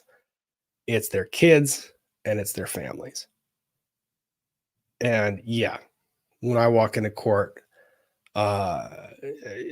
it might seem like I'm disheveled from time to time. I know their case. Backwards, forwards, left ways, sideways. I get frustrated because when I get hung up in testimony, I can usually go back to simple questions. And once I get into that, simple questions, I can navigate myself to a dialogue. Because that's all it is when they're on the stand. It's a dialogue. It's tennis. That hurt me today. That was frustrating to watch. I felt like Mr. Anderson did not know the case. And he probably does. Probably does very well. Maybe I'm not giving him enough credit. Maybe tomorrow he'll blow me away. And I hope he does. But today is a tough day. It was a tough day because the hospital knew the case better than Mr. Anderson did in that moment. That was tough. Laura Leanne, thanks, Rob. If you're too busy, please skip a day or two. Take care of you. Eat, drink, sleep. You matter to us. We hope you're enjoying your new job. I am. I love the new job. It's a lot of fun. Don Burke, thank you very much for the very, very generous super chat. This case needs better lawyers.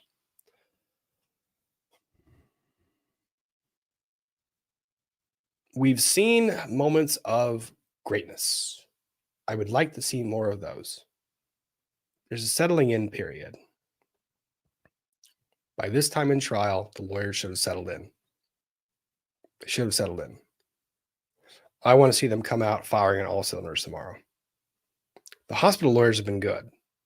A little overly aggressive for my taste, but they've been good. Plaintiffs' counsel had been good. Mr. Wilson on plaintiff's side, I thought, has been great with witnesses. They've made good points in motions, very good points in motions. I know they've won some really good arguments. It needs to translate to what happens in front of the jury. That's your moment. Got to take advantage.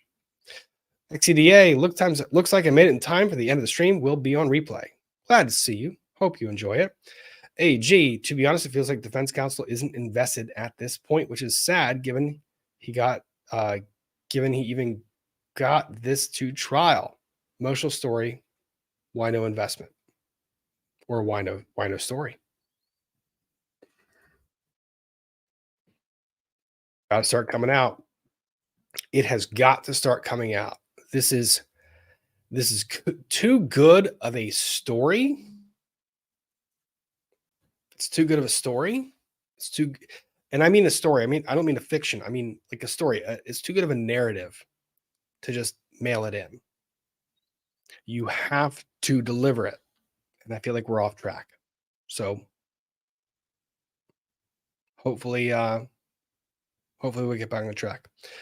All right. I want to shout out Ryan Man YYC. Thank you for gifted memberships. Joshua Ten. Thank you for gifted memberships. Several of them. Mororo, thank you for gifted memberships. Ange Torres, gifted memberships. DSN, gifted membership. And Carla Riley, thank you for gifted memberships. You guys are absolutely epically amazing. Once again, I want to shout out my mod, Sandy, for a very, very happy birthday. I hope you enjoyed it, my dear. Brianna Pinkney, thank you. The last several days have been beyond stressful, so I appreciate your positivity and kindness, and your streams provide a much-needed escape. I'm glad that you enjoy them. Thank you for being here. Emma, thank you for the super sticker. Very much appreciated. Very, very much. You guys are amazing. Thank you for everything you do. Thank you for watching. Thank you for enjoying. Please comment on the stream. Let me know what you think the lawyers need to do to start digging their way back out of this hole. I want to hear that. I want to hear what you need to hear. What do you need to see? Tell me. Dawn Burke, Maya needs a break. This is her life. People need to see what happens. Maya does need a break. She does. This is a tough case. That's why we're covering it. That's why it's important. That's why I try to give it the time it's due and owing. That's why the recaps. That's why I spend the time to do it, because I'm not going to run short shrift over the testimony and just try to tell you what the media is reporting. I actually want to watch it. I want you guys to see it. I want you to get my take on it. So we'll see. Maya needs a break. The lawyers got an ass kick. Like, kick the ass. Like, wake up. A few more hours. Make the argument. Show up at 8:30, 8:15 tomorrow. 8:15 tomorrow is when coverage begins, by the way, for motions practice. 8:15, show up, make the argument, make the point, get back in that box, swing and hit the curve. Okay? Like I said, got to hit the curve. All right. Love you guys. Hope you have a wonderful evening. Enjoy the rest of your evening. Thank you for being here this evening. And check X for gift for members. Oh, well, I've got to get a couple of things out. I have a lot of stuff to get out. I have pens to make and stuff and coasters. Y'all are some amazing people. Every single one of you guys. Thank you guys for being here. Very much appreciate it. Enjoy the rest of your evening. I will catch you guys tomorrow. Until then, have a good one.